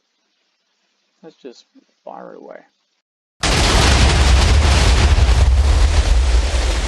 It will take out a humongous amount of the land around. So, great ability to do humongous damage to everything. This power isn't good if you want to, you know, keep everything in your world, you know, safe, because anyone with this power with 1000 energy can cause a crap ton of damage, which is not good. So, yeah, I would just say use this power with caution. And one little thing which I've also added into the power is basically a kamikaze suicide ability, which I should probably demonstrate over here and not close to my area that I'm actually demonstrating the power, but I'll just do it over here. I'll just switch myself back into survival mode for now to demonstrate. This ability won't use any of your energy whatsoever. You can trigger it with 0. If you sneak and jump, you'll get this option for a kamikaze nuke. If you hit activate, it will go boom. So I'll demonstrate. It might take a sec to load because there is a hell of a lot of mathematics involved in this. It will lag out the game for a second. So I'll get into creative mode and show you the damage that it caused.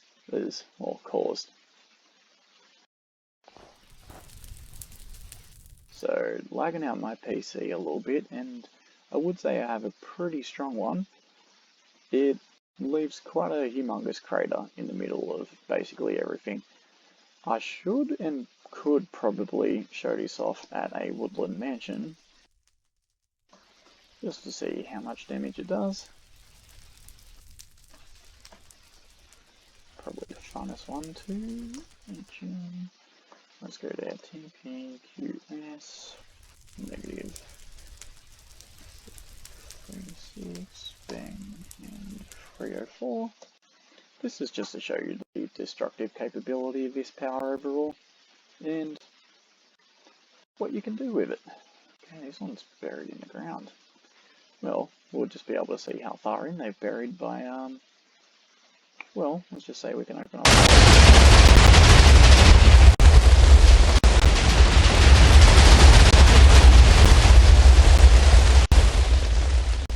And just like that, you can see the creeping ability of this power. So I will demonstrate after this just how much more damage the kamikaze ability can do. I will stay in creative just to demonstrate this, because it will be slightly better, just as I won't die and have to come back. Kamikaze nuke, activate. As you'll see, throughout a block, so it is lagging at the moment. Yep. So overall, a humongous crater, massive amount of damage. Most things in the area would die, and I would say that half the forest is on fire. Yeah, so strong ability overall. Don't use it if you have a bad PC. Okay, so the next power to showcase is Tether. So I'll just get that up here. This ability is a bit of a passive, not with many active abilities, but what this gives you is a mob that, yeah, you link your player to, which you'll have many abilities which I'll feature and show off here. So, just say for example, I am in the world, find a random mob. He's walking around. If I punch him, you'll see you'll get the glowing effect and that, and the little thing saying soul tethered. That means that this mob, you'll also get this effect when you're near him, but when you're a bit further away you won't be able to see that, is now linked to you. So they won't attack you, any damage that you take will be transferred onto the mob. So just say for example, okay, in a fight, well, he just got killed by an iron golem, that is not the best, but I'll just soul tether myself to this one. Mind you, when your tether dies, your next mob that you punch will be linked to that. So I'll just get this mob to damage me, and you'll see if I get punched, that when I'm close up,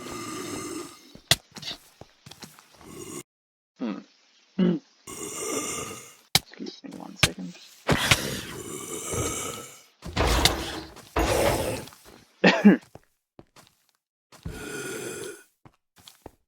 Oh, yeah, silly me. I forgot to switch it on. I thought, God, would have to check for a bug there. So, damage transfer is toggleable now. I forgot I added that in the last damn update. So, when you get hit, you won't take the damage, but your tethered mob will.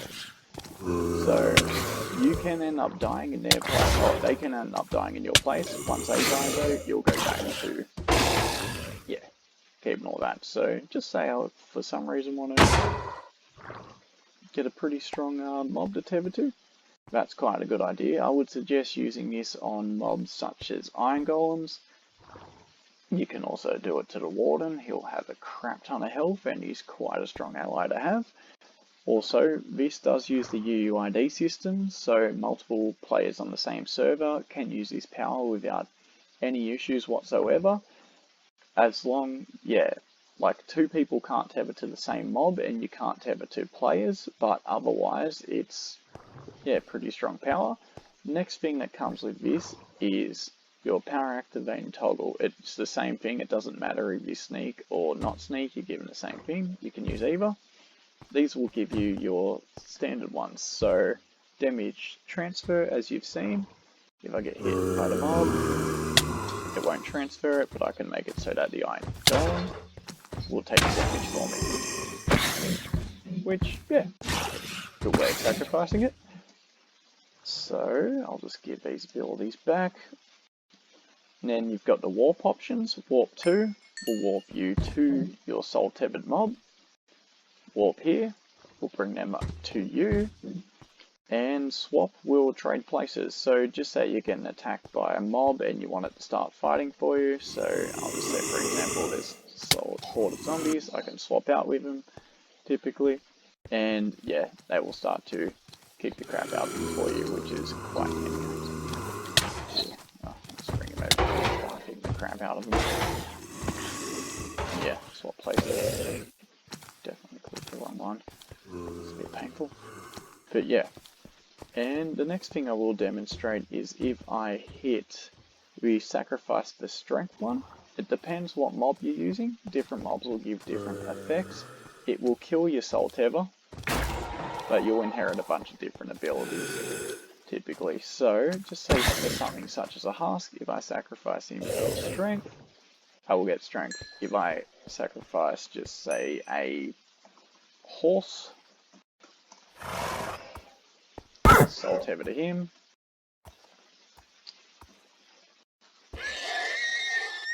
I get speed and jump boost. If I do it for a blaze,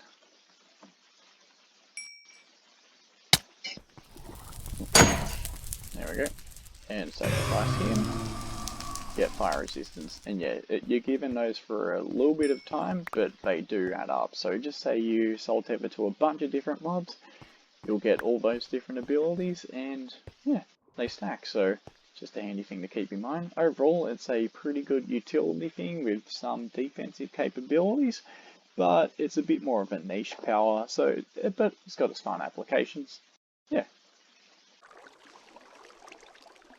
Okay, next ability for me to showcase is Poison Fog. So this one is a bit more of an offensive ability. and also defensive because although not outwardly the best attacking, you can use it to sort of trap enemies and keep them in positions which are great for you. So actually I'll give myself a bunch of these to demonstrate with. I honestly probably should script this when I make it, but you know, I'm not smart like that. So this ability, basically Showcase, will give you the ability to create poison fog clouds. So quick way to use this is sneak and jump. You get the ability of fog type, local and range. Local means that when you right click with power activate, it creates the poison fog at your feet, or exactly where you are. And if you choose ranged, it will fire it out in the direction you're looking. So it's over there now, it clears up the old one. Quick thing with this power is it uses the UUID system, so each player who's using the poison fog ability will have their own poison fog, but each player can only have one active at a time. So if I have one there and put it out here, that goes away. If I decide to swap to local and do it here, that kills the old one. So just general rule of thumb, power activate, right clicking without sneaking will spawn your poison fog. Sneaking and using power activate, right clicking will kill the poison fog. Just your one, not everyone else's though who's using the same power. And other thing, I should start actually probably demonstrate it. So when you're in your own poison fog, you get regeneration, resistance, and night vision, which overall can be pretty damn strong. So it's good for getting mobs into your area to keep the crap out of them. And when mobs are in the zone of the poison fog, you'll see that they take damage, they're also slowed down, they become blind, along with many other different debuffs. So overall, quite strong. They also do become hungry too. Pretty good offensive ability. The next part of this power is using power toggle, and yeah, just right clicking without sneaking, fires off little poison blast. So hitting mobs with these will do reasonable amounts of damage, as well as make them blind, slow them down, and give a slow poison effect to them, which is, yeah, pretty good for damage on them. And quick thing with the poison fog as well is that after a certain amount of time, just like a lot of other things in this data pack, it will slowly clean itself up, and yeah, it's pretty much just to keep the lag down when things aren't actively being used, but you can always summon them whenever you want without any issue. And last ability with this is sneaking using power toggle. Shoots out the Poison Mist, which is an attack which will give the same stat effect to each mob, but it's the best way to get a whole group of them having fun if you're trying to keep all mobs localized in a small area.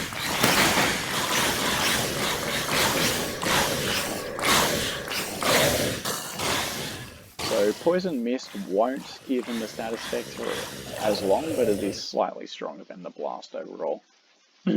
So overall, pretty decent ability, quite strong offensively, pretty strong defensively for slowing down enemies and debuffing them. Not a lot of utility with it though. Yeah. Okay, so the next power I have to show off is going to be a pretty fun one, which is called Traps. It's not the kind of traps, it's more just, you know, little things you set up to damage enemies. Can't recall that. So how this ability works is you can set your trap, so you can sneak or not sneak, doesn't matter, but just right click with power toggle. I'll just do that so we can differentiate it quite easily. So what you'll be able to see here is you have your actions, which is activate and destroy, and your trap types. So I'll start off by showing off trap types. Incendiary you'll be able to see what trap you're selecting when you're holding power activate. And with this, if I right click, it will set a trap at my location, or if I sneak and right click, it will fire off it at a range. So if I want to put a trap over there, it'll summon it here, and you'll be able to see when you're holding the power activate tool where your traps are. So in a short range. I have it in the short range just because I don't want things getting overly laggy with too many particle effects, especially on slower computers. So I will start off by showing you that if I use the destroy function, it will kill all the traps that you've placed. One thing about this power is that it uses the UUID system, so multiple people can use the exact same power and set all their own traps, and it won't interfere with others, so it will just kill your traps, and that's it. All traps will be triggered by enemies being players and mobs when they walk on top of it, except for other players using the trap power as they are deemed safe and won't trigger it. So I will start off by, actually I'll also show that just as destroy will destroy your traps, activate will activate all of them.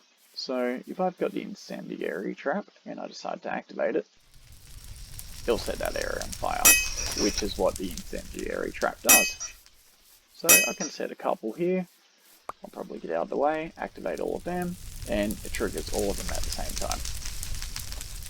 Yeah, so as for how the traps work, let's just set one down here for now. Get a mob, I should probably move away faster, and he walks over that area, he triggers it, and starts taking damage. Yep. Next trap I will show off is, I'll just right click this, the mob trap. So this one's especially good against players, it won't do as much for regular enemies. A bit stupid. I'll set that down there so it will spawn a bunch of armored up zombies, which will do a hell of a lot of damage. Oh, quick thing to note, the mob trap entities won't summon more of them, which is good, because yeah, there was a little bit of a bug when I first made this where those mob trap enemies would trigger all other traps around them. But yeah, I've since ironed that out and it works as intended. Careful though, because they can attack you, but let's just get rid of these guys with a levitation trap. Good way to demonstrate it. And yeah, because they don't trigger traps, I might have to activate it, so I'll just showcase that off.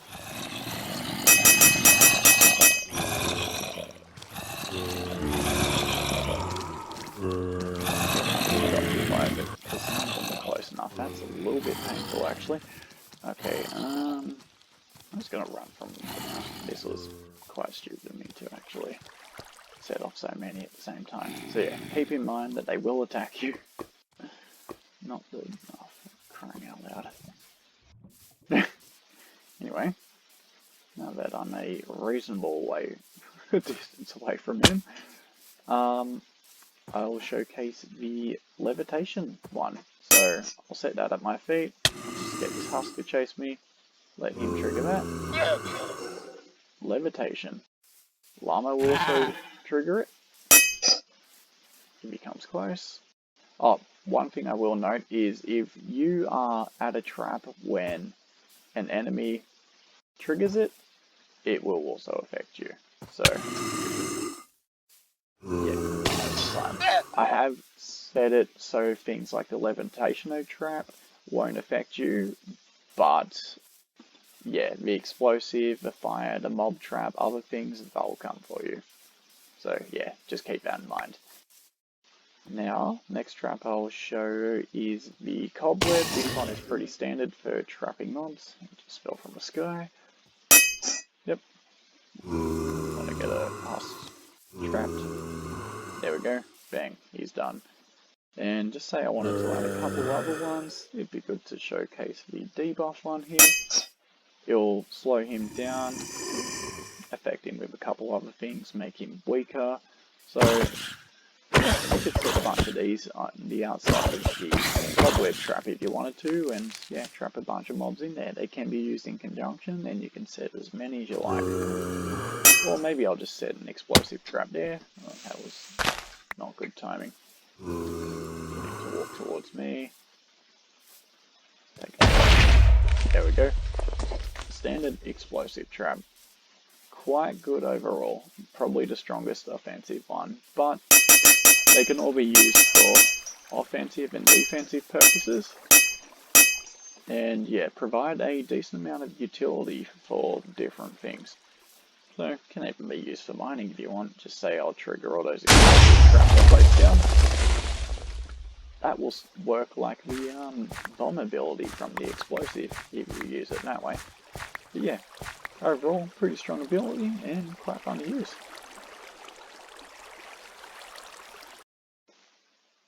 Okay, so the next ability I have to showcase is going to be Ninja.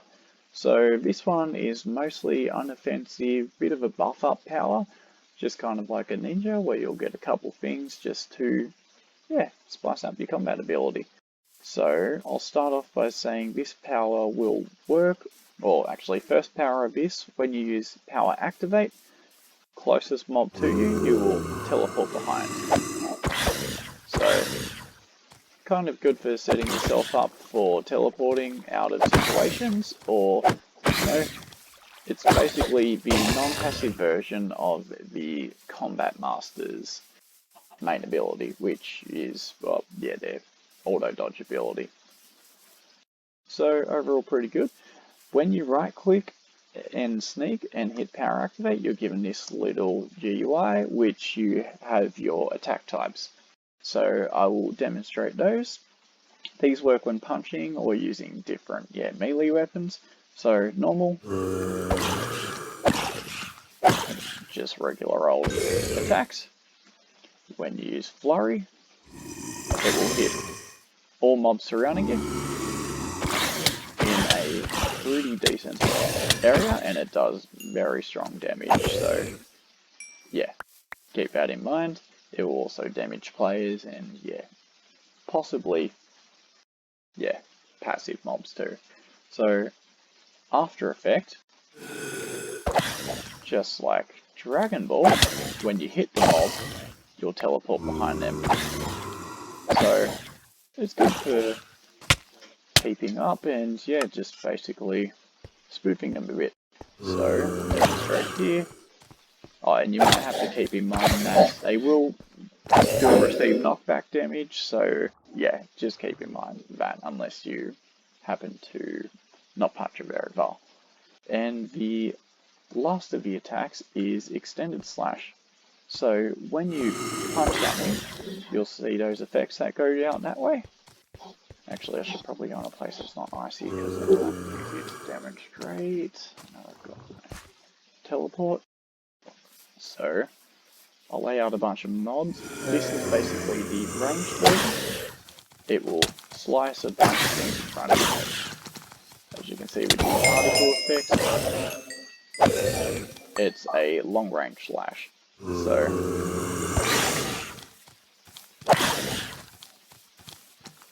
rather than just around you, this will slice all in front of you. Which overall is quite strong, and yeah, you can use any one of these abilities. I'd say that Flurry is possibly the best one if you want to just kill everything around you, Extended Slash if you want to attack in front of you, and After Effect if you are in PvP and really want to mess with your enemy. The next part of the ninja power is the buffed up ability, so you'll gain extra hearts, you swing at phenomenal speeds with basically no cooldown, so you can deal out pretty much damage, cutting through mobs like butter. So, let's put that up again. And yeah, because you are doing more damage and you're at faster speed, you also run up other blocks. You can basically mince through a hell of a lot of different mobs in the game. It does use the energy system though, so when it runs out, you do get kicked out of the buffed up state, but it does automatically, yeah, the energy does automatically fill back up. So overall, it's pretty good, and yeah, just like the rest of the power, it can all be used in conjunction. So very strong ability overall. So it's got its traversal, which is pretty good, minor buffs, but yeah, overall most of the ability is dedicated to offensive. So yeah, enjoy. Okay, so the next ability to showcase as part of his pack is Minor. So I would say that this ability is not so much a, yeah, well, it's not so good on offense or defense. This one is basically the utility one in the pack. So what this ability is basically, straight from the start of the game, you're particularly good at mining. You can break through almost everything except the indestructible blocks. So, thing I will say, when you use power activate, right click, doesn't matter if you're sneaking or not sneaking, you'll break blocks, and it's at range too. So you have two different types of block breaking. To swap between these, just sneak and jump. You'll get the little GUI screen. I'll show off here, so you can select your mining type. So in this instance, I've got 1 or 3. I'll just show off the 1x1 for now. 1x1 is range, so whatever block you're looking at a pretty far distance of about, I think I said 220 blocks, will break, and you'll be able to pick it up, which overall quite good for breaking things long distance. The next one is the short range 3x3, which will clear off a hell of a lot of blocks. So basically, you know, as described, a 3x3 chunk. So yeah, this area around here. I'll get out of there. This is short range, so we'll just do whatever's in front of you, but this can be particularly good at clearing out mountain areas and basically just everything. And it doesn't have to hit a block in particular. I could be standing here facing off at, yeah, that area, and it will just trigger in front, and all those blocks will get attacked and broken. Which, yeah, overall, pretty damn good.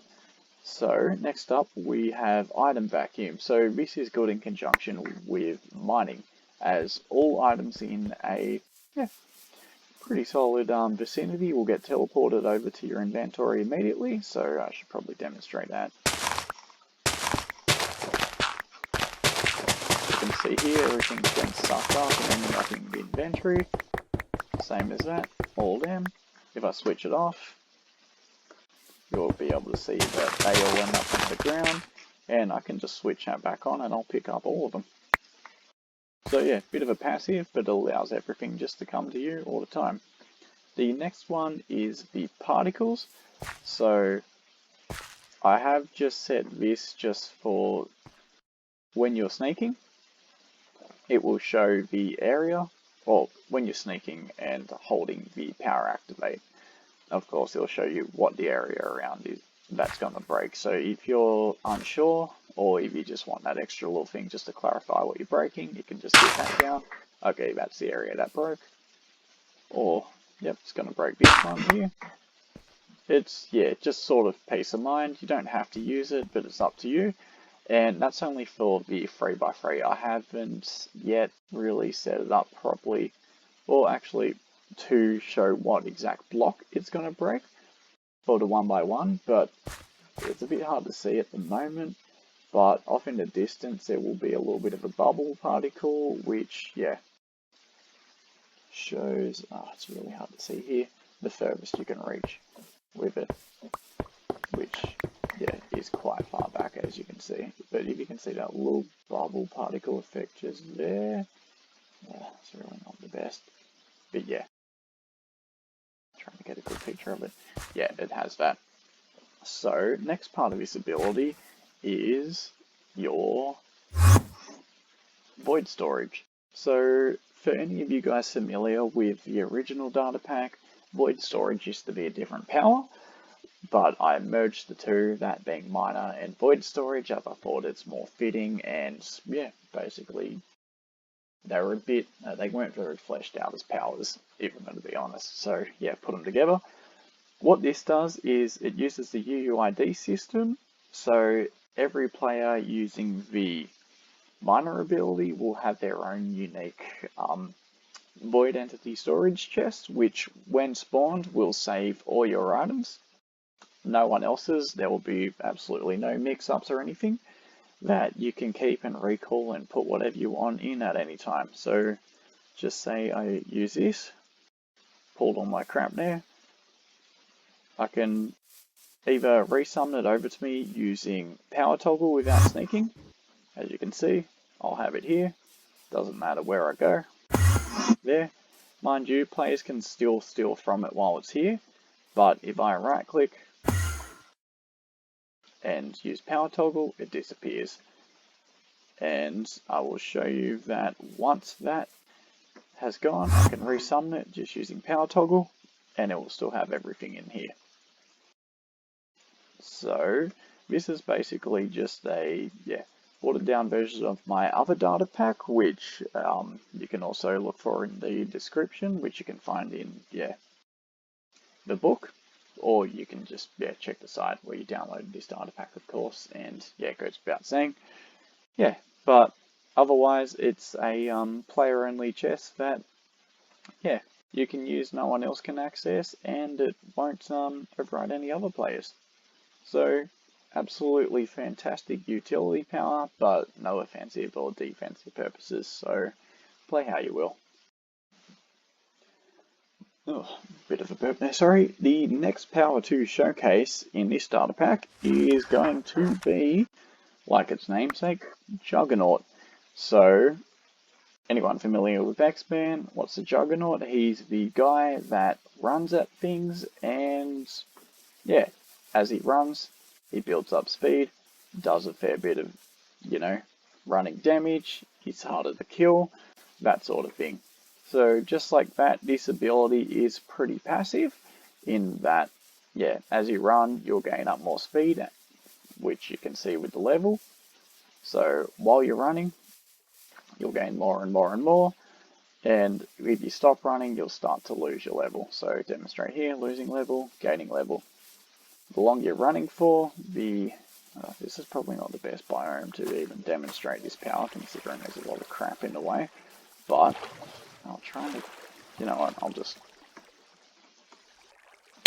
get myself to the demonstrating area.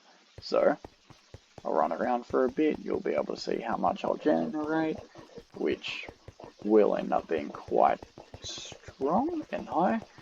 While using this power, you do have saturation to keep you full, just like the speed power. You can see resistance there, and when running this power, mobs will take insane damage if you run into them. So, it is a hell of a lot stronger than the speed power when it comes to running into mobs. It does way more damage because this is what it's solely used for. One other thing with this power is that if you right click using power toggle or power activate, it doesn't matter. You can sneak with them too, it will still activate it. It's the one ability other than the passive running one, that destructive run, when you run into blocks, it will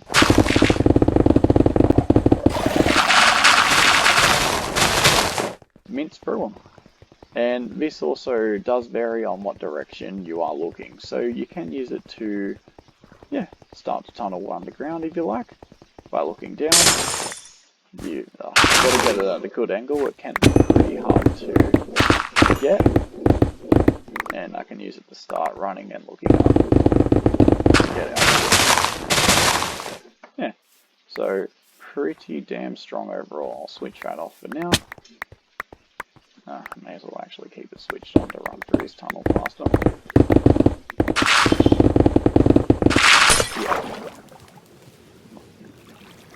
So, mind you, this power can be pretty difficult to control sometimes. It does take a lot of getting used to, but it does have, yeah, a very strong ability, which does take a little bit to generate, but once you've got a bit of wind, you can do a hell of a lot of damage to mobs and not take a lot. I'll just say, for example, if I'm to fight the warden using this, if you just keep running at him and running at him and running at him, you can run into him, you'll have massive amounts of resistance, and you'll deal out massive damage, but yeah, he won't be able to, 1, catch you easily, or 2, yeah, keep up. So let's do bad boys for now.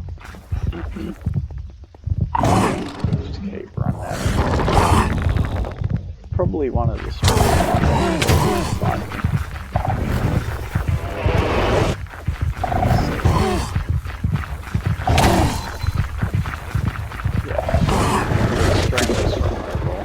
And when you're at your max, you'll be taking damage. So, yeah. As you can see, if I stop running for a bit, he will start being able to do damage to me. So, the trick with this power is just keep running. Anyway, enjoy. Okay, so the next power to showcase as part of this starter pack is, skip right past that, glitch. So what this is a power that's busted and doesn't work well on paper. It does, but it's inspired from basically glitches in video games. And I thought it'd be quite fun, and yeah, when I was actually making this starter pack, when I tried to make some of the other powers, I stumbled upon some of the weird ways things were working, and I thought it would be fun to just throw it all into one power. So I did. So first ability with this, well actually passives I'll go over, is you don't take full damage at all. Like all good glitches, things randomly just stop working sometimes, so you know, full damage stops working, and other things like that. Randomly sometimes you just won't take damage. It's a glitch. Sometimes enemies might just randomly take damage, you know, it's a glitch. First regular ability with this is right clicking, it will glitch out you, which is a bit hard to describe, but when you're in this state, you won't take any damage at all, won't take any knockback, and when your glitch timer runs out, you will go back to the location that you first glitched. So you can cut this short by using it again and going back to the same area. Once you stop using that, yeah, enemies will be able to hit you. It's good for, just say, if you want to, you know, get into a safe area, jump into a crowd, start doing things, dealing out damage, and not taking any damage yourself before either returning yourself or shortly getting returned to the location that you triggered it. Which is, yeah, quite good overall. Second ability, glitches out mobs. So I'll spawn a couple. To activate this, I will sneak and right click using power activate. And all mobs in a short radius around me will get glitched out. And all players not using this power will also get glitched out too. So what happens here is they lose their ability to move for a short time and completely lose their AI, glitching out the mob. Which, yeah, just use that and do some damage to them and have a bit of fun. And the next part of this power is essentially the quick movement fast toggle ability, which, yeah, it is a bit of a weird thing where you will bounce around, so I can't fly directly up with it, as you can see here. I will just oddly bounce, which is shockingly intended, but yeah, was not intended when I was originally trying to make a sort of weird functioning flying power. And when you are in this state, you can also you won't take any damage at all from this either. But yeah, you glitch through, so it is good for quite short-term movements when you run through things. But yeah, as you can see, it's really glitchy, hence the name. So, one thing I will say is that if you're using this and somehow manage to die, it also switches off automatically. One thing I will note, try not to drop this item, because if you get yourself in this state, and if for any reason you lose it, it might be hard to switch it off, considering you're going to be invincible. So I don't even know where it went at this point. There we go, we got it back. Yeah, so try not to drop that item, just a heads up. Anyway, it's a pretty good ability with good defensive capabilities, not as much offense, but yeah, overall it's also got a lot of utility with its movement ability and just general sort of save state with the glitch time power. Anyway, enjoy. Okay, so the next power to demonstrate is going to be where on earth was I looking? Damage battery. So this one's not super handy at the moment because I have a humongous amount of energy. Actually, probably best way to show it off. With this power, it's more of a passive. When you take damage, as you can see here, you'll gain energy. And yeah, this energy keeps adding up, and what you can do with this is if you right click using power toggle or activate, it doesn't really matter, you can sneak too, it's just sort of the one thing. You get the ability or the GUI pop-up where you can choose your punch damage and damage resistance. So I'll just switch on 100 for now so I don't die. As you see here, I have huge resistance, but yeah, it's taking away my energy. So using lower resistances will use less energy when you're damaged, but of course you're not going to do... Yeah, it's basically, you can switch it on to certain levels for what you want to resist or fight against, and yeah, you can choose to be as conservative or non-conservative as you want with your ability. And this will change your punch damage. So just say I want to do 50 damage to a mob. I'll have that. But as you can see, the punches will drain a hell of a lot of the energy. So just say you want to punch a mob.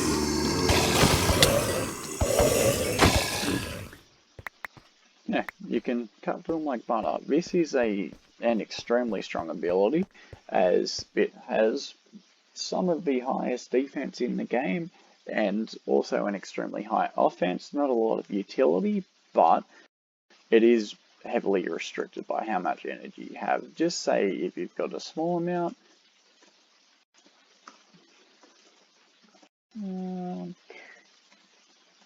0, or I'll just set it to just say 200 for now. It's not really going to do much. Oh, and I will also say here that I have got a system that if you don't have enough energy to push out enough damage, you'll get these little things, so not enough energy for damage increase. I've only got 200 energy at the moment.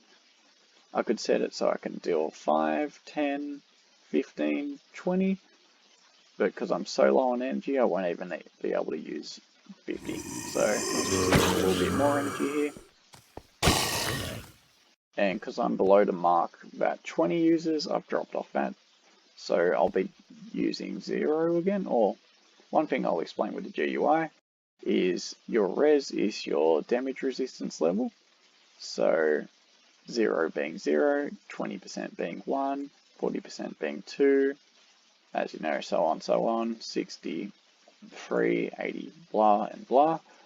And with your punch resistant, or your punch damage, sorry, so 0 is 1 will be confusing, 5 damage is going to, be 1, 10 damage is going to be 2, well, I don't have enough energy to demonstrate it at the moment, and so on and so forth. So, just say at the moment, still got damage resist turned on, but yeah, I'm gonna die from this hit. But yeah, anyway, decent ability overall, pretty good passive, and yeah, extremely high damage output and input. Enjoy. Okay, next power to demonstrate as part of his starter pack is Dragon Rider. So this is the first of the new powers introduced in version 2.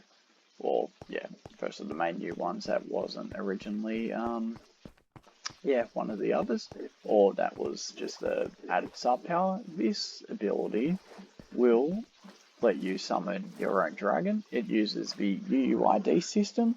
So essentially with this being, as with all the other UUID ones, it will summon your own dragon that you're linked to, that you can fly around and attack with. So yeah, part of this power is that you can make your dragon go back to the end, and it will only make your dragon do it, not everyone else's. So I will demonstrate this power now. To use it, you'll right click power activate, and you start around. It will move the direction that you're looking. And yeah, actually I'll get off in quickly. I should probably explain it because it's quite noisy. So using power activate, right clicking will summon your dragon and you'll start flying in the direction that you're looking. Sneaking and using power activate will make your dragon go back to the end. When you're in the air, if you right click with power activate, it will swap between your dragon flying and moving and hovering. So right clicking that once will change that. You can't do anything with power toggle when you're on the ground, but when you use that when you're in the air, it will shoot out dragon fireballs. So I will demonstrate that. I just might be a little muffled because of the sound. So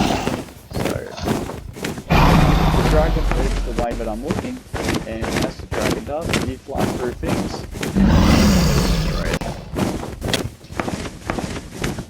So just like the normal dragon, do a massive amount of damage to, and yeah, the hover won't be completely still, but it's the slowest that it will basically do. And as I can demonstrate here, using the hover, shoot out the dragon, back. So I might just fly over here for now. And yeah, if I sneak, the dragon will start flying off and attacking other mobs. If I sneak and hit power activate, he'll disappear back to the end.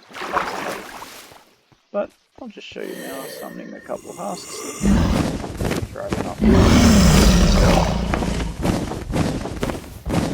I'll just see. Okay.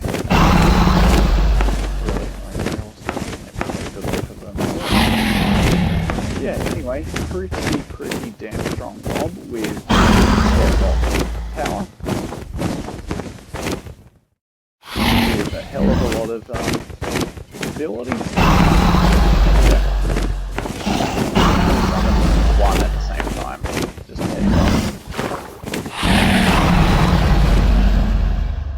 sorry, that was really loud. So yeah, you can only summon one at a time. And you can swap between. When you're in the air, you can just summon another one by just using power activate if you're gonna fall from height or whatever. And yeah, strong ability, extremely good offensive, and quite good defensive capabilities with humongous traversal. Like it's probably one of the fastest ones aside from speed in this whole data pack. Enjoy. Okay, so next power I'm going to demonstrate is honestly probably one of the more fun ones in the data pack. Since version 2.0 release for 1.21, I have made this a lot funner as well, in my opinion. There's an extra couple sub powers or two. So this power is the power of ice. As you can see here, when I'm standing on ice, I've given all these abilities, so I'm a hell of a lot stronger. Standing on snow, similar thing. I'll demonstrate by standing on something that's not that. I'm not as fast, not as quick anymore. Pretty standard slow. but it doesn't really matter. It's yeah, particularly good in snowy biomes and in places with water, as you'll be able to freeze everything. So what this power does is when you use power activate, it will freeze all water in front of you in pretty much a line that follows along with that snowball projectile that's going up for a pretty long distance. It also has the ability of freezing mobs that it hits and gets close to. So I can freeze mobs in the area and keep them contained, provided they don't accidentally glitch through the block, which is kind of fun. So this ability is, yeah, pretty fun. Next part of it is right-clicking using power activate will melt ice. So it will allow you to, defrost everything, including the mobs that you froze. So if you had a couple of them which you locked up there, you can quickly just melt them using that. Just say for any reason you melted a friend and wanted to get them out, that will melt. Quick thing to note here, as I had programmed it, so regular ice will switch back to air, hence why you get this sort of thing. And glaciers will melt like that. The reason it was programmed like this was solely so you could see the mobs that you have frozen, and if they're actually trapped properly or not. Okay, so next part of this power is Ice Bridge. So when using power toggle, you'll shoot out a bridge which you'll automatically run up. You can use this to construct, shoot like a throw zone, or you can also just run around, create little bridges. You don't have to freeze any water or anything, you can just get around like this, which is particularly fun and useful. So, yeah. It's also pretty damn strong in glacier environments too, this power, as you can pretty much create your own damn fortresses.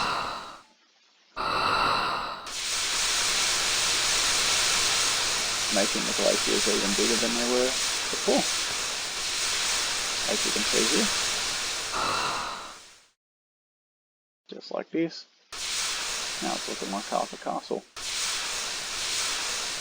And the last ability as part of the ice is Blizzard. So when I right click and use power toggle, you'll see that around me that a blizzard is formed. Any mobs that aren't using the ice power will be damaged and slowed down when in the range of the blizzard. So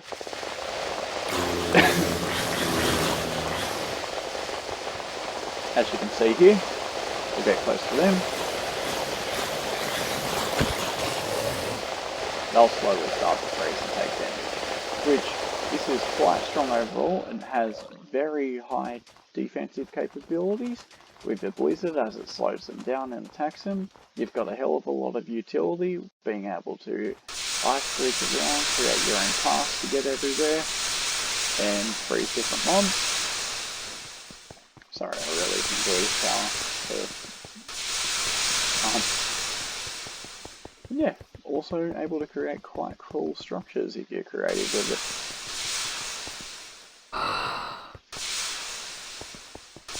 Let's walk back over to here.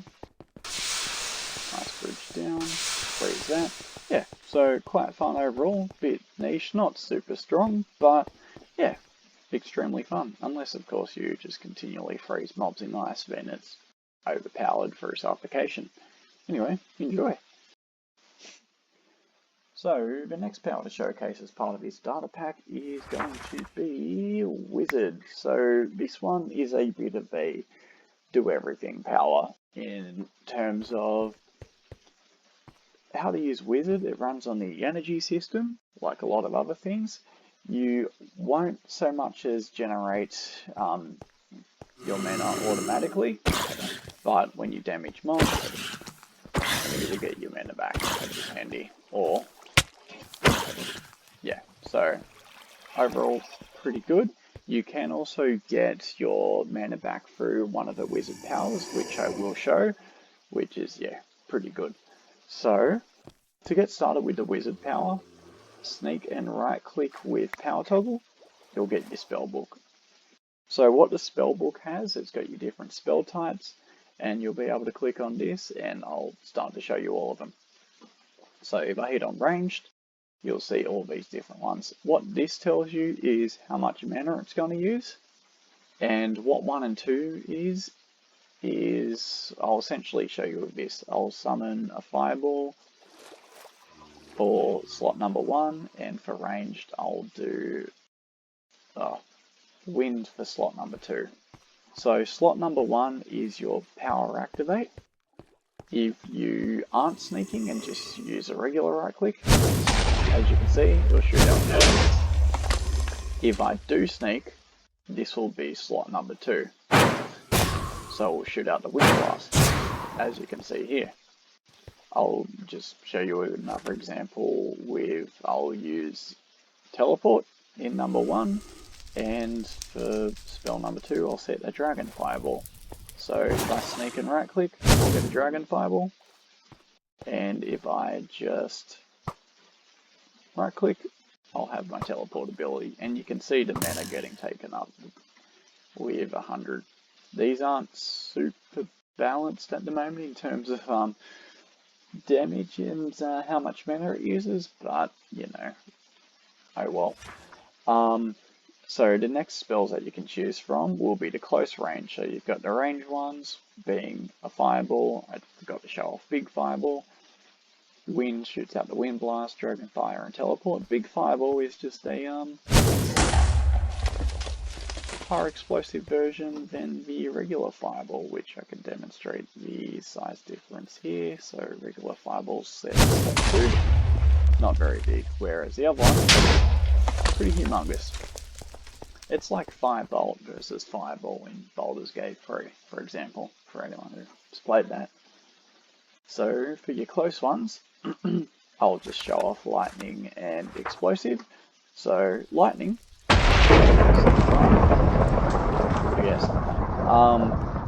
and explosive, just like the explosive power in the game, will do that.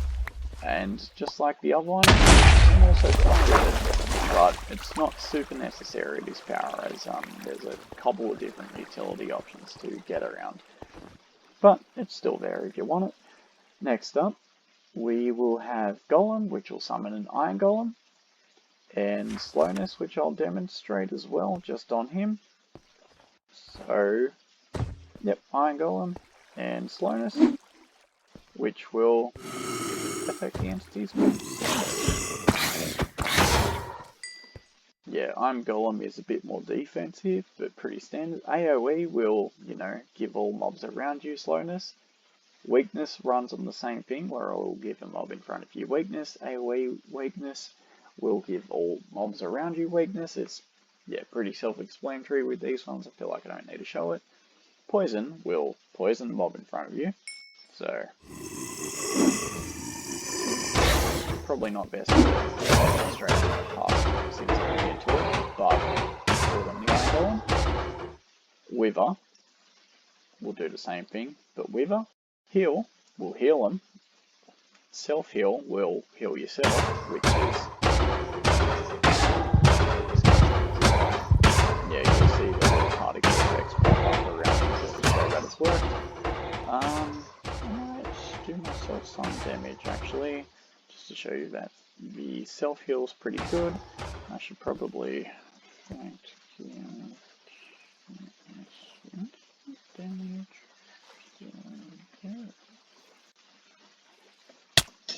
Yeah, just to show self-heal. Oh, when it's actually working, sorry. Don't know why I've got such high saturation at the moment.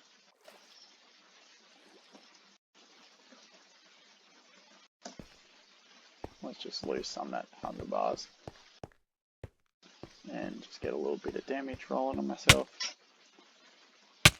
Might just damage that. Okay, so self-heal, which I'll have to set. Oh, well actually I've got it set there, sorry. Set it to number 2. That wasn't smart. So yep, self-heal I'll set to be 1, and self-feed I'll set to be 2. So these are your, you know, stuff to get you back. So healed myself up, give myself some hearts back, and yeah, self-feed, which gives me all my hunger back. Next one will be the 3x3 mine. This works just like the miner ability, just without all the extra toggleable things. It will break all that stuff in front of you. And I forgot to remove that debugging text, so thank God I am actually showcasing the mod. I will remove this in the next patch.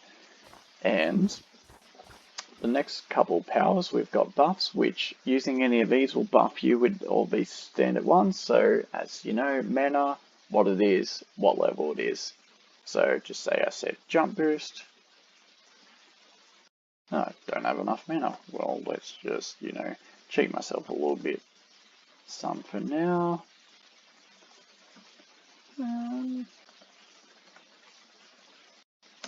Just to demonstrate, you know. Yep, jump boost. What else we got? We've got resistances, fire resistance, regeneration, invisibility, health boost and absorption.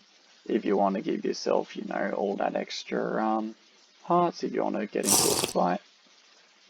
Oh, not enough mana for that one, go figure. Yep, now I'm pretty well buffed up and could get into a fight with a lot of different mobs. And the last ones are the toggleable spells. As you can see here, you've got slot number 3, which will be power toggle without sneaking. As power toggle while sneaking will give you the spell book.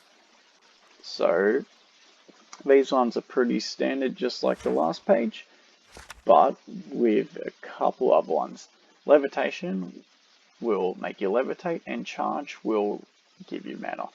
So if I use levitate, I can use that one to traverse around a bit, which I should probably demonstrate here, using that right now. It's a little bit of like a just semi-good, yeah, float ability, and charge will allow me to charge my mana up to my energy max. So, or my mana max in this case. I'll set that to be 1,000. And yeah, overall, when it is used, it's pretty damn good. And yeah. Anyways, hope you enjoyed this power. Okay, sorry, I forgot to include, just because I had the stats for this power a bit misconstrued at the moment. But essentially, the thing with this is, I forgot to mention, with your energy max, your mana will automatically flow up to that one. And as you know, with the other powers, if you kill a mob, your energy max will go up. So I'll just demonstrate this. I'll just give myself strength 6 for now. That's a good way to show it off. That it will go up with that. Still got my health boost. Yep, got this.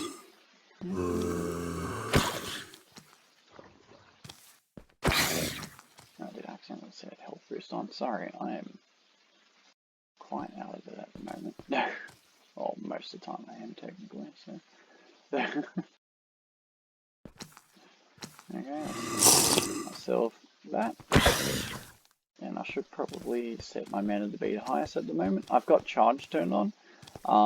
So with your toggleable charge, you'll see that I go from 20 mana a second to a lot more, but I do also slow down my speed. So it's a way to quickly charge your mana up to, yeah, its peak. And I am a little over my max at the moment, so I could probably just quickly use my levitation ability just to show you how it evens out. Yep, so my max is there. And yeah, so I've killed one mob, and I'll just let this charge up a little bit. I'll just go back to charge, show how well it works. And yeah, I got my mana back quite quickly, and it will go to the point of having 1001 mana. But as you've seen with the ability, if you kill mobs, it also will allow you to surpass your mana, like past the max, and will help bring it back faster. So yeah, just a couple other interesting bits about the mana system in case you were curious. Okay, so the next power to show off as part of this pack is Blackhole. So what this ability is, what happens when you lean over and stare at your butt? You know, just run a little crack there. Now it's you create black holes. So how this ability works is when you right click with power activate, you shoot out these little black hole blasts, which they damage entities and they pick them up. They won't pull players along, but all mobs they will damage. I'll show you here. They get picked up and pushed away. So this is a pretty good offensive ability as it damages the mobs, and defensive too, as you know, it pushes them away. So you can keep most mobs at range, especially if they're close by and you want to get rid of them, just yeet them over there. And yeah, it will do constant damage the whole time that it's holding them there. And works on these guys too.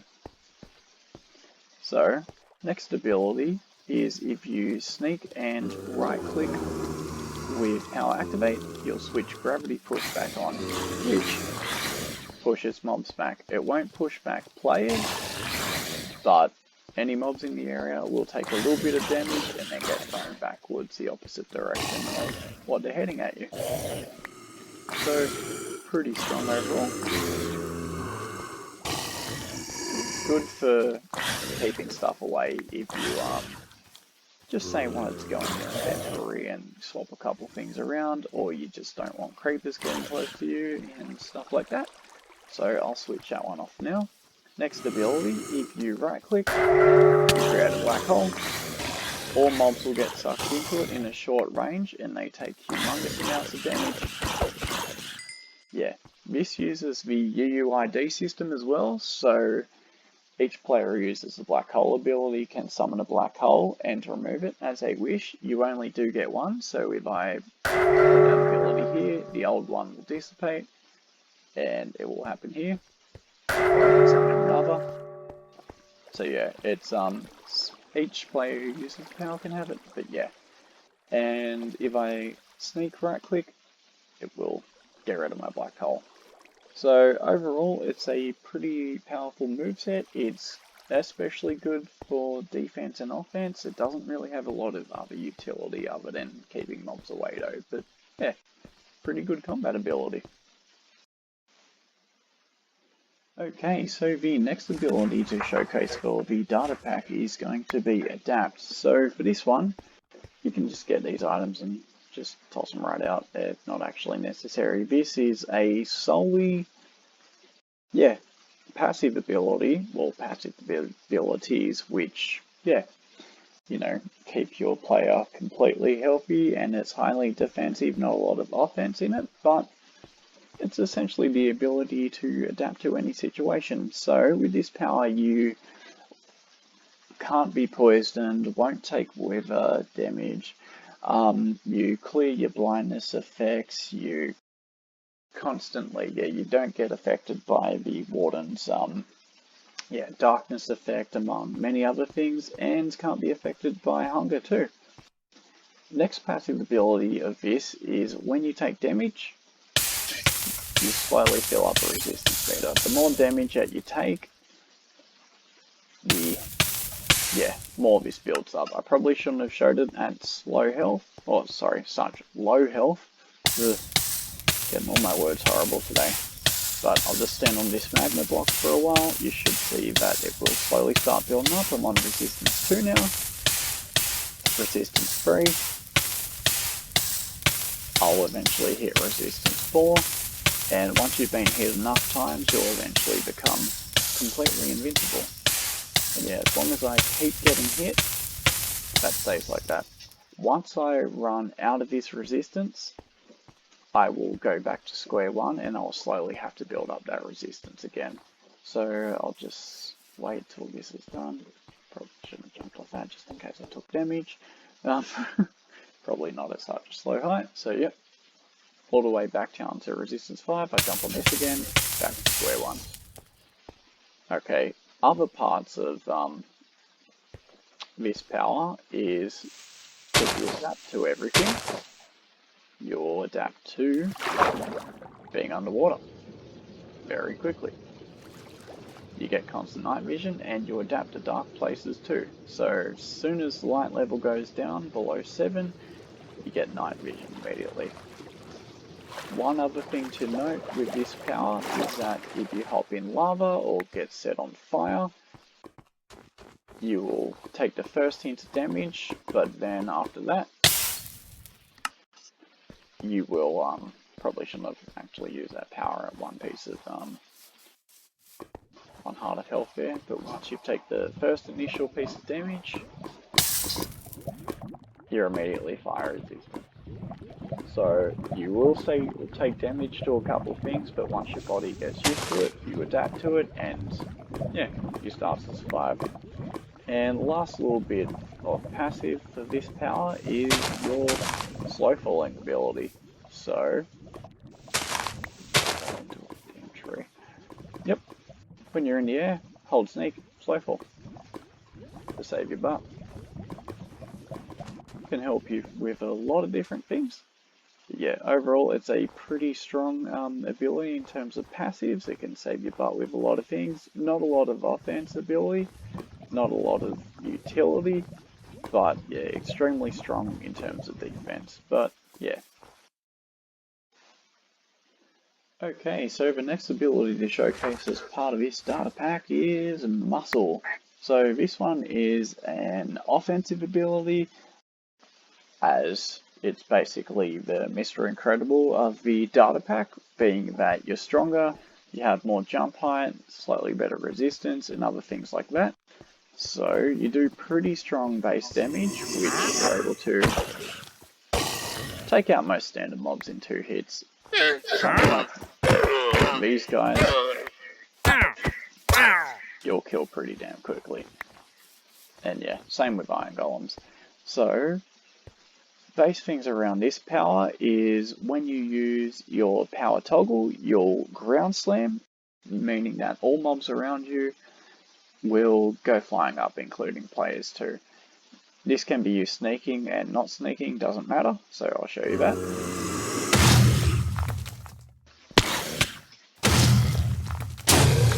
So yeah, all mobs in a short radius will go get hit, fly up, and then fall down and take even more damage. So yeah, pretty strong ability overall. Great for offense, but it is short range. The next ability and biggest one of this power is the Jump Slam. So this is an ability that you use with Power Activate. I'll show you how to use that. The best way to demonstrate that is probably here. So, sneaking and holding Power Activate, right clicking, you'll see the slam height pop up. Clicking this even more will build up the slam height to a maximum of 10. And not sneaking but just right clicking, that will go down. And once you get past 1, this will slowly go away back to 0 again. And so you won't have that ability. Once you have it built up, you don't have to hold anything. All you do is just jump, go up, sets off an explosion. So a slam height of 1 won't do a lot, but the more slam height means the higher you jump up, and the further you jump, the higher the explosion. So I'll show a slam height of 2. Slowly getting there, slowly a bit more damage. Maybe I'll just show 3. A lot more. Slowly starting to get a lot bigger. You'll see that if I use something like 5, we'll have a pretty solid explosion. I'll just jump to 8 for now. I feel like that's a good solid number to use. And yeah, mind you, this is on stone 2, where it's going to be do a hell of a lot less explosive damage than what it would on dirt. And just to top it off, I'll just set it to 10. Let's jump up. So massive height and massive explosion at the end of it, as you can see. So let's do another one of those for fun. I'll go right down into the middle. Yeah, that will damage mobs too. So yeah, overall it's a pretty decently strong ability with its passives of just being able to do high damage output with your regular punches and jumps, and also your muscle slam ability, which is pretty strong. Okay, hit me mid-air, what a pain in the butt. Anyway, enjoy. Okay, so the next ability to showcase as part of this starter pack is Shrink. This is the second power added in the, well, starter pack version 2 and onward. So it wasn't in the older versions of it, but it's in, anything for 1.21. So, how to use this power is when you've got your power activate stick, you can sneak and you'll see that the size meter will go up, or it will go down if you're just right clicking using power activate without sneaking. So up, down, and you can right click power toggle, you'll see you've got shrink on, and when you right click using power activate, you'll see that your size goes up and down. So this is just to keep it separate for, just say you want to set your size to be number 4 and you want to just instantly swap between it at certain times, you can just do that. Or you can keep it always active and decide to just grow and shrink as you need. Another way to switch it on and off is sneaking, jumping. You'll jump between. Okay, quick thing about this ability is when you are smaller, of course you can get in through smaller blocks, so things such as one by dirt mound won't really matter. You can also get underneath stairs and everything. So I'll just give myself stairs. Doesn't really matter what one it is. I'm not used to being this small in games, but yeah, you can see that. You also, in your smallest form, and the other smaller forms will take a lot less fall damage. You jump higher because you're so tiny, and you do a little bit more damage than normal. It's a great utility ability as you can get around like crazy and fit through such small holes. You also have a bit more of unoffensive capability as you're doing more damage and you're moving around a lot quicker, and it's pretty good defensive as most players will have a hard time trying to hit you, whereas it will be a little bit, like mobs will still be able to hit you quite easily, but projectiles will definitely have a hard time landing. Overall, pretty fun power, and yeah, it ties in very close to the next one, which I'm about to show off. Okay, so the next ability as part of this starter pack is going to be Giant. So, just like the ability beforehand, it uses the same. This was added in the newer versions of the data pack, so it's not going to be available in anything before 1.21. Same sort of thing here. If you shrink, it will make you smaller. Stupid. If you sneak and right click, it will make your size smaller. And if you, just regularly right click without sneaking, you'll grow in size. The numbering's different on this one, just, to do with leveling. It's all good though. And same as the other one before, you turn it off and on. And by sneaking and jumping, you can turn on the height. So I'll switch it on now and you can see that I can grow to different sizes. Different sizes, I will do more damage. It increases my speed slightly a little bit and my reach distance. And when I sprint into mobs, it will damage them too. Mind you, my defenses don't get higher, or your defenses don't get higher when you're using this ability, so just keep an eye out. But yeah, if you sprint into mobs, it will do a little bit of damage. Size 2, or I'll just go back. Size 1, 2, which is a lot stronger. yeah, once you start getting quite high, you will not be able to hear things quite as well, because on a technical standpoint with Minecraft, the yeah, sounds don't get rendered that far. A good thing to just test my, probably not cod, I meant cow, sprint damage ability is I'll just get the cow here and I'll run into him. And you should see that he's died, and that cod also died too. So that just shows you that when I run on top of something, it's going to damage it. I just didn't want the husk to keep doing damage to me, but I can summon another one. So we've got one down there. Let's sprint into him. Does damage. And yeah, with this, everything stays in portion, so your speed's going to be the same as when you're, well, not exactly the same, but relatively the same for your size. So when you're at this speed, your regenerate one is going to be the same 1-to-1, same as your jump height. It's going to be exactly what would be the equivalent of 1 block if you were normal height, as you can see here. And yeah, each height increase is also going to be double the last one. So as you can see here, 2 blocks, 4 blocks, 8, 16, and yeah. Now, when you're in this as well, you will do humongous amounts of damage, and you can still reach everything down there and break blocks as you want.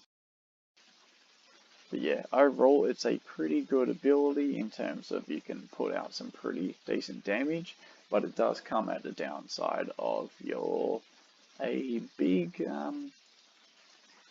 sitting target, so a lot of enemies can hit you, but overall it's pretty fun to screw around with this ability and very enjoyable.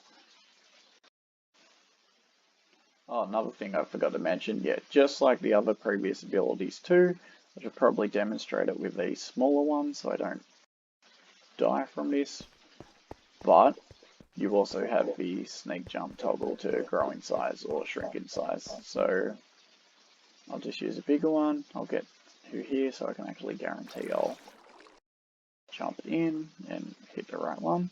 So sneak jump, back to normal. At the bigger sizes, I will say that you will end up in the air, so just watch out for yeah, fall damage.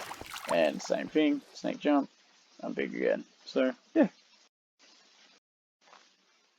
Okay, so the next ability to showcase in this data pack is another one of the new ones added in 1.21, Web Slinger. So what this ability, it's kind of like the Spider-Man of the data pack. Right click, where you're looking, you will shoot out a web that you'll be able to see that I'll start swinging onto. And yeah, I can dismount and go flying. And yeah, swing along. So quick thing to note here with this ability is that you don't take any fall damage at all.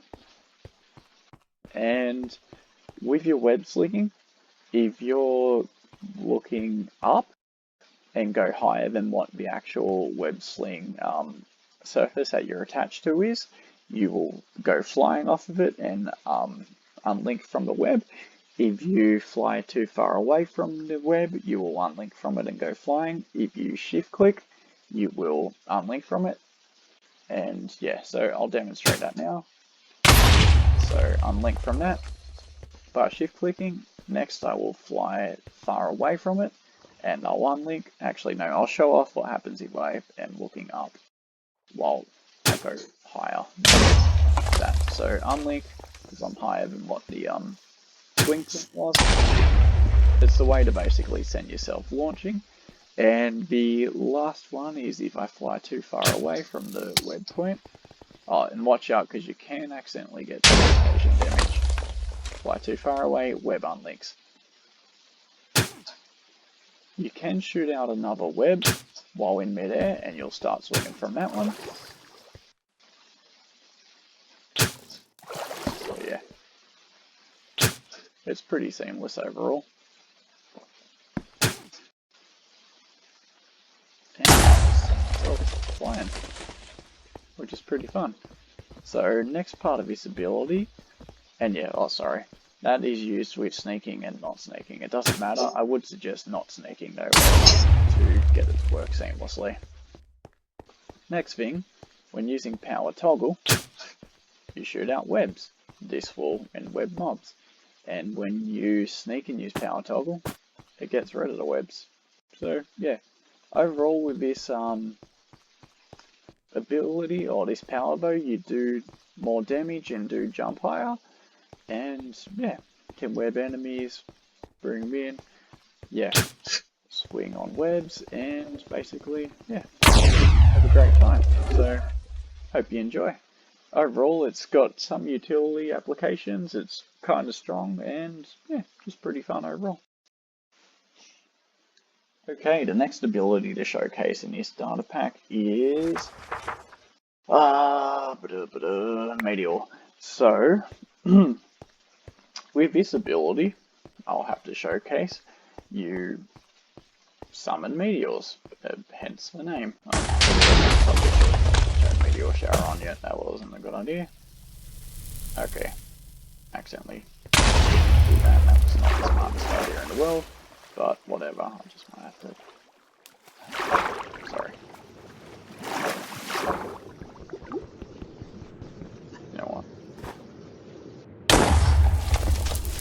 Excuse a Meteor to get out of here. So, how to use this ability is when you right click with power activate, a meteor will fall at the location that you're looking.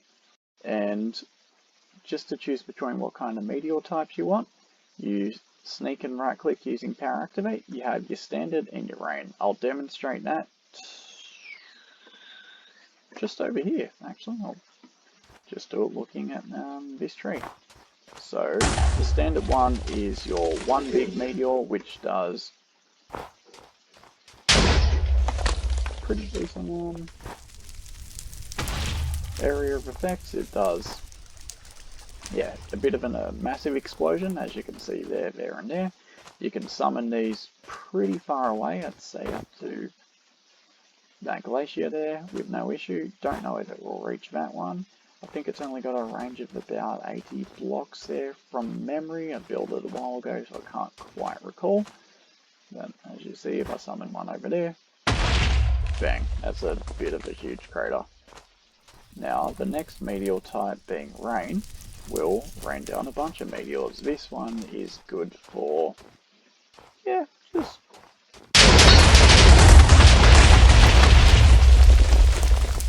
creating a...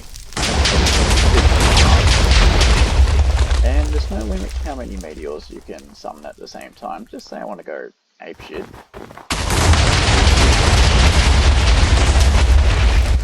Also, careful, you can easily damage yourself with your meteors. So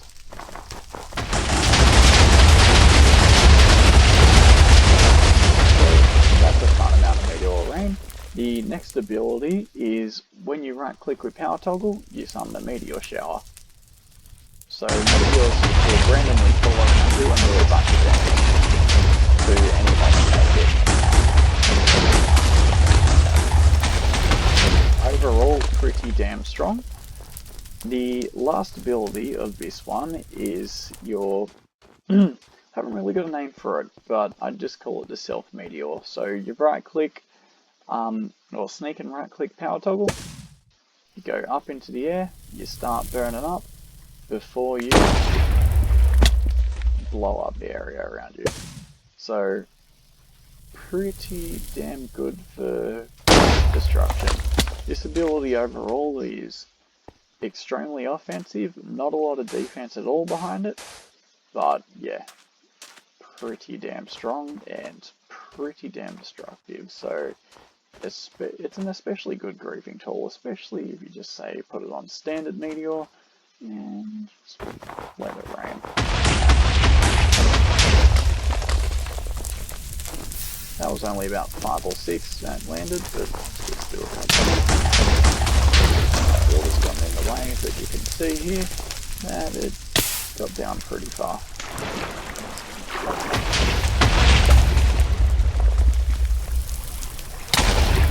Yeah. Anyways, enjoy.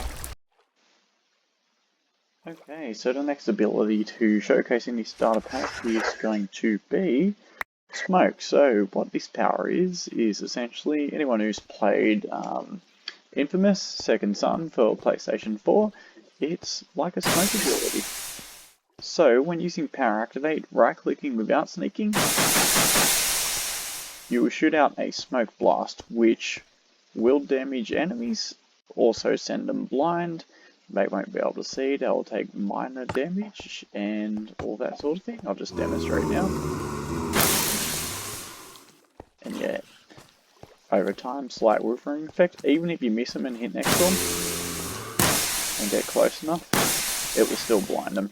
As you can see, the blindness effect on him now. Yeah, so it won't do direct damage, but it'll hit him. Next ability is the Shotgun Blast. So if you sneak and right click with Power Activate,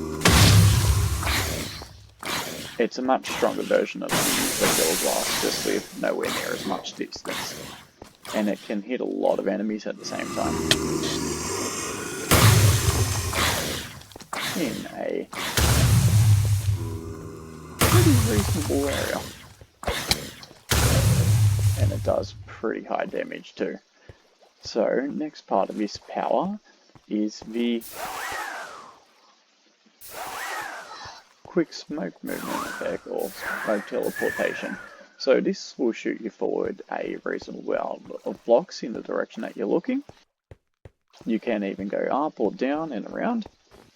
Quick thing with this is that you won't be able to teleport more than a couple times. So once you've left the grounds, once, twice, yeah, you can't keep going. So I'll just say, for example, here, once, twice, and then done. And the next thing about this ability that I should have showcased before I did it the first time, is when you sneak and you jump, or when you sneak when you're in the air, more like it, you will slowly descend in like a smoke fog. So it's good to pair with when you use your smoke travel, you can just slowly come back down. Save dying. So yeah, in your floaty smoke form, you gain slow falling. And the next part of this ability, actually probably should demonstrate after, that's the smoke grenade. But with your teleport ability, if you do it close, like in the air in front of you, you'll just teleport either to the next block that you're looking at, or just forward in the air for trying. So I look at that block, teleport here, I can look up that tree, and then we'll end up there. But if I stare directly into a block and use the ability, I'll teleport through it. So just say, for example, I'm down in the ground, I want to get through there, get to the other side. Over there, I can just use that, and I'm out on the other end. But I can only get so far using this, so just say there's nothing below me. I'm not actually sure. Oh, turns out there was actually a bunch of stuff below me. So I can sort of teleport through that into things, which is, yeah, quite handy. Should probably do that here, using that. So yeah, pretty handy ability, as you can teleport through things and long distances. And the last part of this power is the smoke grenade. So right click using power toggle, you launch this out, which will blow up after a certain amount of time. It's a slightly stronger version of the smoke shotgun, but it's just got a timer. And it does have a bit of an arch to it, which you can aim to put into spots. So yeah, overall pretty strong offensive ability with a lot of different uses. But yeah, not super strong on the defense, but yeah, quite fun overall. Okay, so the next power to showcase for the starter pack is going to be Time Freeze, which, quite honestly, out of the new ones, is probably one of my most favourite. So what this power is basically, as described, Time Freeze ability. So with this, you'll create time bubbles that will freeze pretty much everything in a short radius around you. This uses the UUID system as well, meaning that for every player who does use the time freeze power, you will essentially have your own time freeze bubble that you can create and destroy, so it won't interrupt other players' ones. So the time freeze bubble will work on every other, well, every mob that isn't immune to it, so being other time freeze using players. So actually, I'll quickly run you guys through the basic other things with this. So power toggle, if you right click while not sneaking, you'll create time acceleration on yourself, which means that for you, you will be a lot faster, you'll be able to throw things a lot quicker, and you have a hell of a lot more regeneration than normal. So what this does is move your player forward through time very quickly and give you the ability just to break everything super quickly, deal a crap ton of damage to mobs.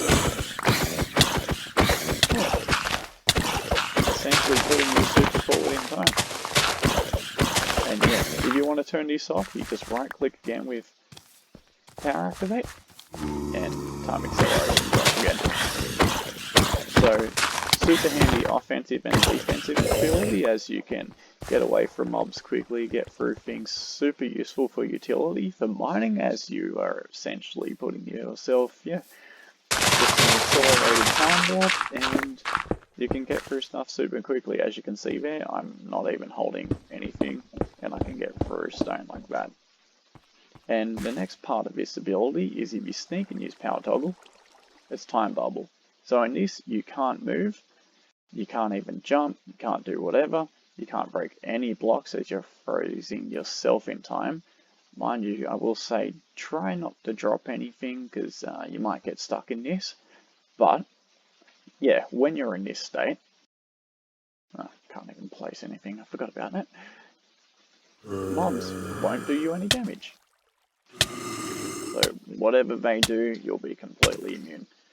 What this is good for is if you're ever in a pickle and want to get away, or if you're just say going to fall to your death and you want to save yourself last second, you can just freeze the time on yourself. There we go. Quite similar to how the Unbreakable ability works in this game. So yeah, you can get yourself out of most bad situations, and yeah, overall highly defensive, while the other one's a highly offensive ability. And quick thing with this is that you can switch between one and the other swiftly. So if you've got time acceleration on, you can either right click while standing, like toggle off and on, or you can have that turned on, sneak right click, time bubbles on, you want to get out, just right click, and yeah, put time acceleration back. So the next part of this power is of course the most important bit of it, which is the time freezing aspect. So I'll demonstrate at the start off here that when you use power activate, it'll create a time bubble. Doesn't look very impressive yet. And yeah, quick thing about this, right click and sneak with power activate, it gets rid of the time bubble. As you can see with the little bubble pop particles, that means it's done. So in this, any mobs that come towards you will get stuck. Or if they're right there, just like that. And if I unfreeze time, they're back. They'll come to attack me, I'll freeze it again, stuck. I can do whatever I want to while we're here. I can even combo it with time acceleration. Absolute crap out of something. It's quite handy. And the one freeze time. So this is handy for lots of little other things, which I'm going to show off as well. I'm going to kick the crap out of them for me.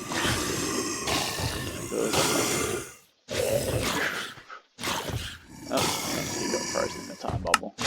Freeze that. Okay, so what this is also able to do is freeze projectiles in midair. So, just say for example, I might actually move it back here. If you right click and you've got a time bubble here, you can only have one at a time, so it will move it and unfreeze everything that's in this location. Just say I've got these guys frozen right now. Let's move over there quickly. they'll be unfrozen. So, very seamless. I'll turn this on right here, time bubble, and let's get this launching.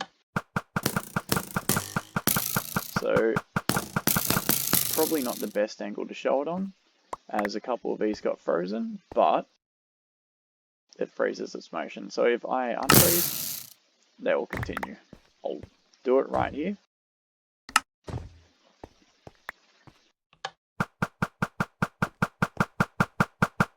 Doesn't look super impressive. I'll switch that off. Unfreeze. They continue their motion. If I give myself a bow, just to demonstrate, this will probably be the best way to do it. I can essentially, so I'll freeze time for this one, just say I want to shoot the tree. I'm not the best shot, mind you. That, I'll send one there, and I'll send one up there. Send a piece out of that snow, and just for the hell of it, I'll send something right there. I'll unfreeze time, and you'll see that they'll all go to their destinations that are fired at that. If you want to see it one more time, I'll freeze time, shoot one at this block, one at this block, and from over here, I'll shoot one at that block. So you can see they're completely frozen in time. I'll unfreeze it. They all end up at the exact direction that they were headed. Doesn't matter what way you face. I can shoot an arrow there, shoot an arrow there, and when I unfreeze, you'll see that it will go across.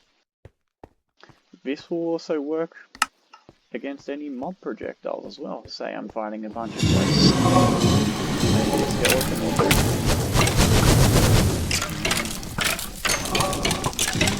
Bunch of their projectiles, as you can see, have got stuff.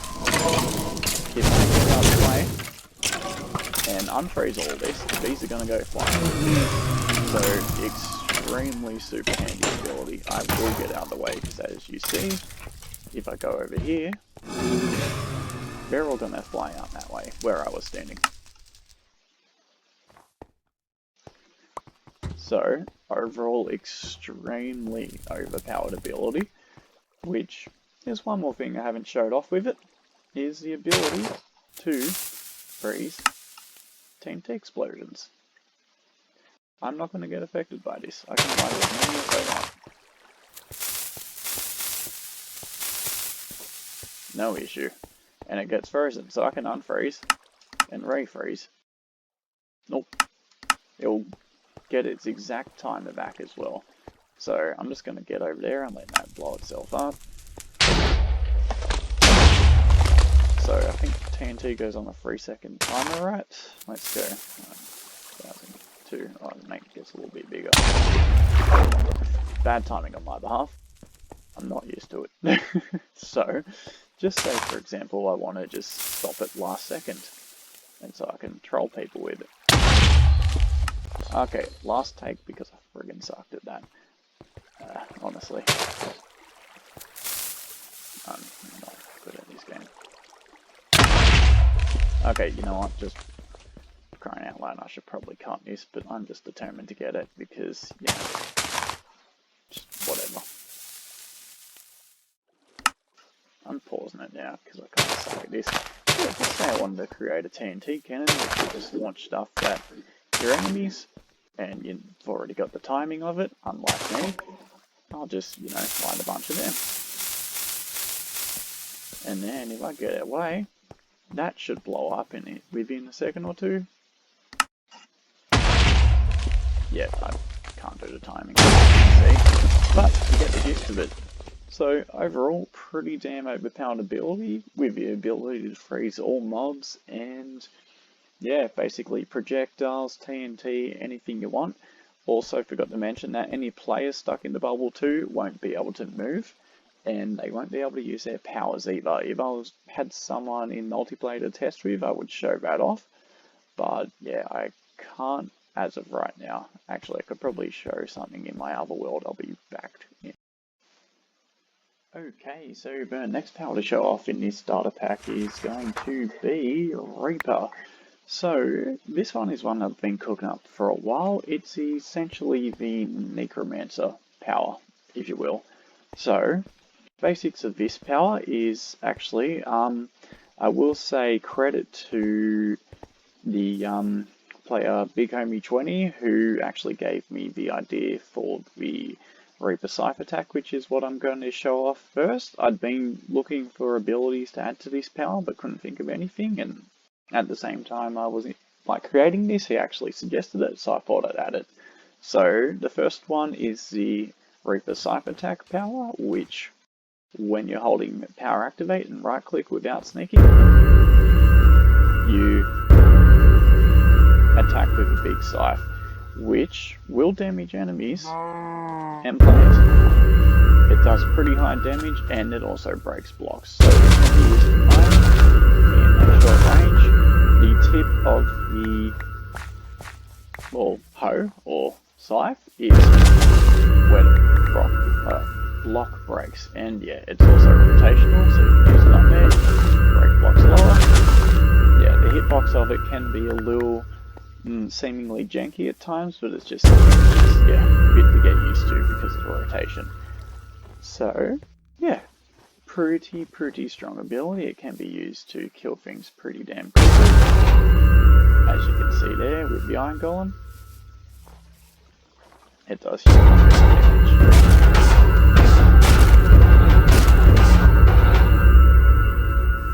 And actually, maybe I should just grab a couple husk eggs quickly because I didn't really, get this through. And for your own undead, it won't do any damage. So humongous damage, but for undead, it actually heals them. So yeah, good thing about this power as well is that whenever you use any of your powers near undead, they will become friendly to you. So just keep that in mind. This is the power that you use that if you want undead mobs to be good to you. Yeah, that's it. So next part of this ability is you right click with power to shoot up with a scythe. That can click damage. It will do damage to your own mobs, so just keep that in mind.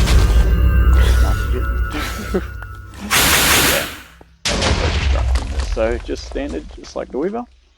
Next part of this ability is when you right click with power toggle, all of your undead mobs around you will be bumped.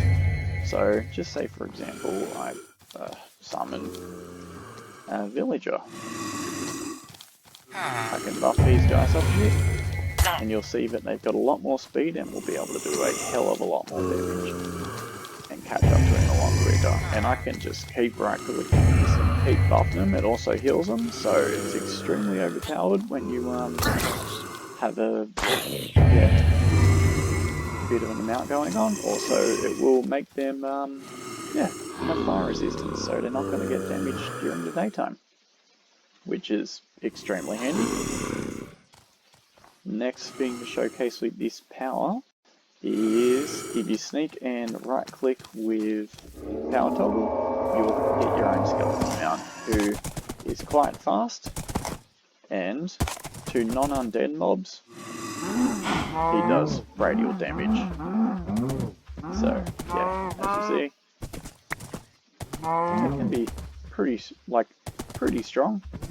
It's not high damage, but if the mobs are nearby, they're just going to keep taking it. Yeah, which is good against players. Because yeah, anyone who's not using the Reaper power, and anyone just in general, yeah, they're going to get damaged by it. And probably the best couple bits about this, which I haven't mentioned, is that with this power, when you kill mobs, it will summon undead. So, that, I should also mention what that does. Sorry. I'll just kill this. Yep, more undead. And when you kill players, not that I have a player to demonstrate on in this world, but if I just add what scoreboard I use in my pack to count player deaths, it will summon 4 to 5 undead with a player. And you can buff all your mobs constantly. Next good thing about your undead is that if there's anything around, so you know a cow would normally be pretty safe around undead. They only attack me because they won't fight me.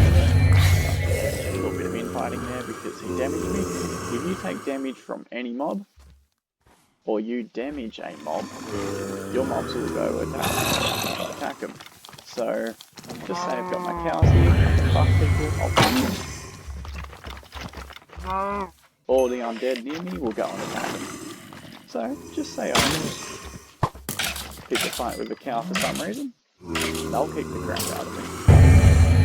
Or, just say there's an iron golem and I decide to hit him. All those mobs are gonna kick the crap out of him for me. They will also target players. Doesn't matter.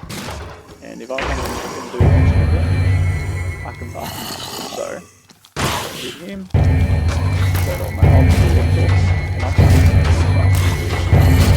They'll do damage to be able to fight him off. And the more they kill, the more damage I'll do overall. Extremely effective, yeah, and good horde power that you can use for if you want to gain a little bit of an army to fight off all your enemies, as they will quickly accumulate. As you see, the more players and mobs you kill, the more undead you will have. Extremely good at nighttime when they're spawning naturally, as you can buff them. You've got your own rideable thing, your extra high damage power, and your ranged ability. So, especially high offense, very high defense, and good bit of utility and mobility. And for now, the last ability to show off, not altogether, there will be more to come, I just haven't implemented any at the moment, is Decay. So, for any fans of My Hero Academia, you'd probably know Shigaraki, whose ability is Decay. So what this one is in general, you won't take any wither damage. Normally, when you hit mobs, they will gain an extremely strong decay. Ultra high damage, it usually kills them within seconds, and can't get rid of it. Next one is that if I right click with power toggle, very sort of similar one, except it lasts a lot longer and does a heap of damage over time. Now, onto the more interesting abilities. Quite honestly, I haven't completely added everything that I wanted to this power yet, so it might feel a bit unfinished, but I'm currently working on a couple other things which I'm going to add to this. But, as of right now, if I use power toggle, and if I right click, it destroys areas. When using this as well, any enemies standing on any of the blocks or next to any of the blocks that get destroyed will take damage and be given a short amount of the win. As you can see there, we took damage from that. I'll do it again. So any mobs in the area that gets destroyed will take a lot of damage. Quick thing about this is that it spreads too. So if I can showcase here,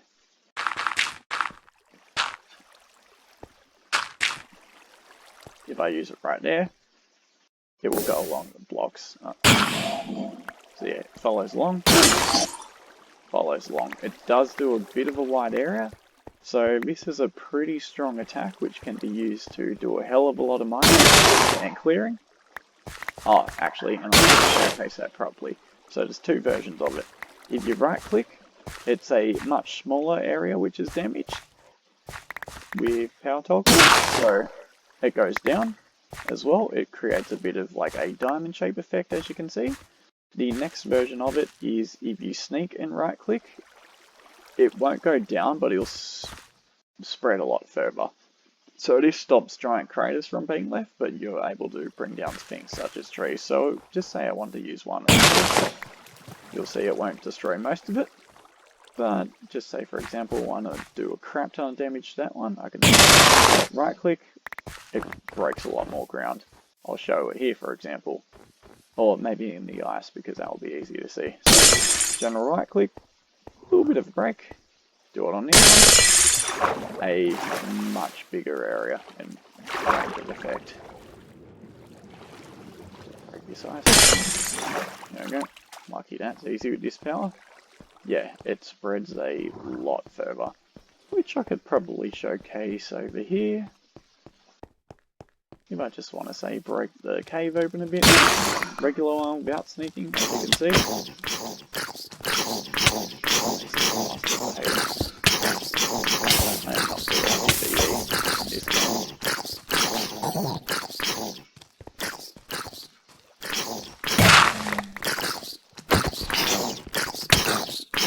As you can see, quite awful. I should not go around fighting baby zombies, but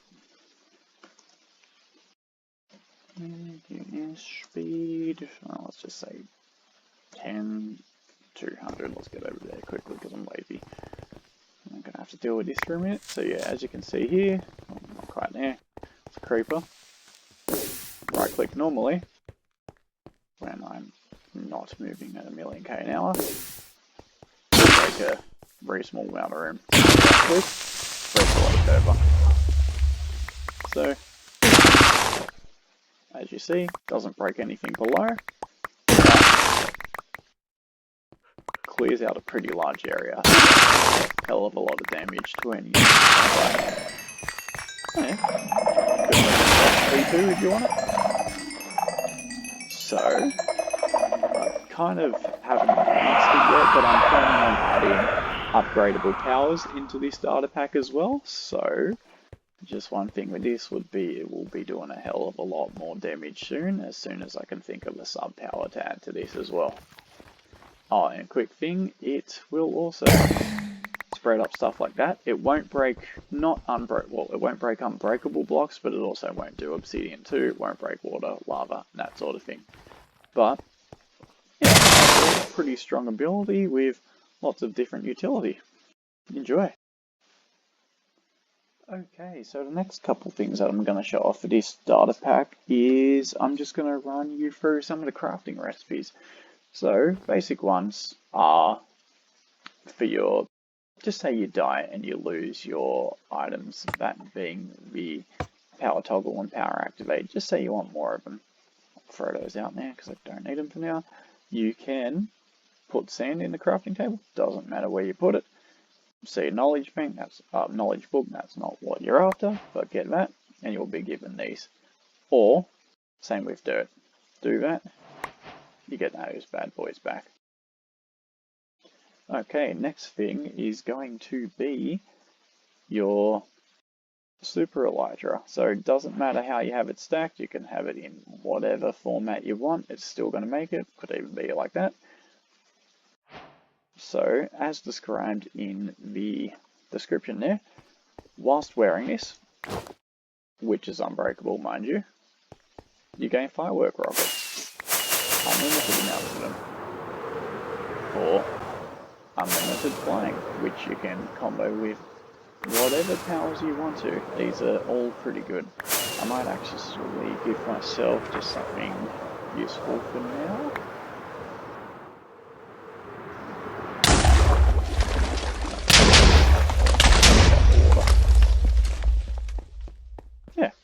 So you can add it to whatever power you want to. The next one is going to be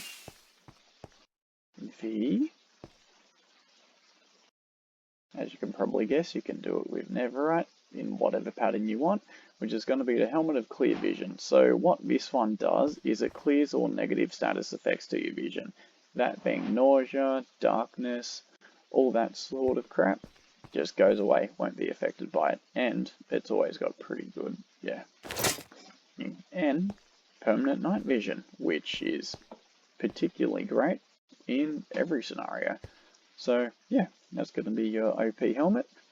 The next one is going to be, as you can probably guess, the chestplate of vitality, which of course increases your hearts, which I should actually put on the show permanently, and yeah, it blocks a hell of a lot of damage. So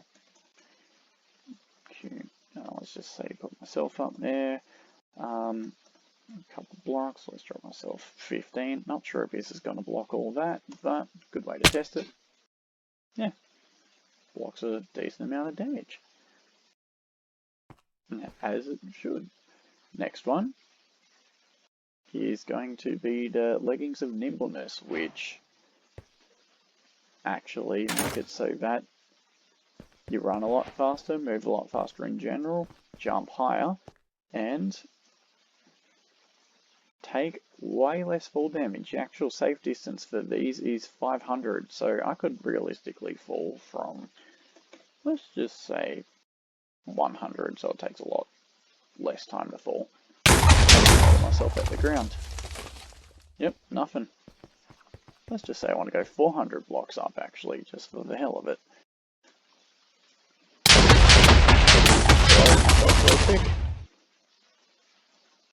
Nothing.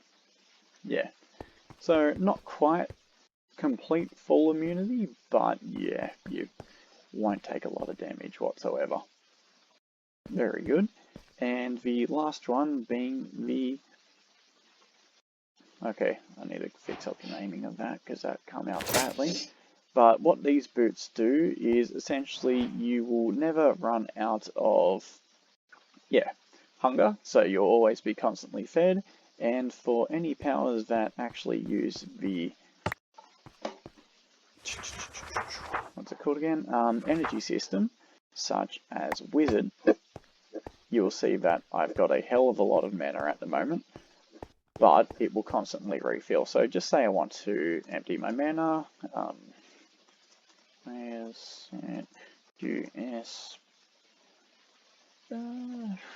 energy 0, it will bring it back at a phenomenal rate. So yeah, up to about 1,000, which is pretty damn strong for anyone who has any of the powers, that use the energy system, because quite strong.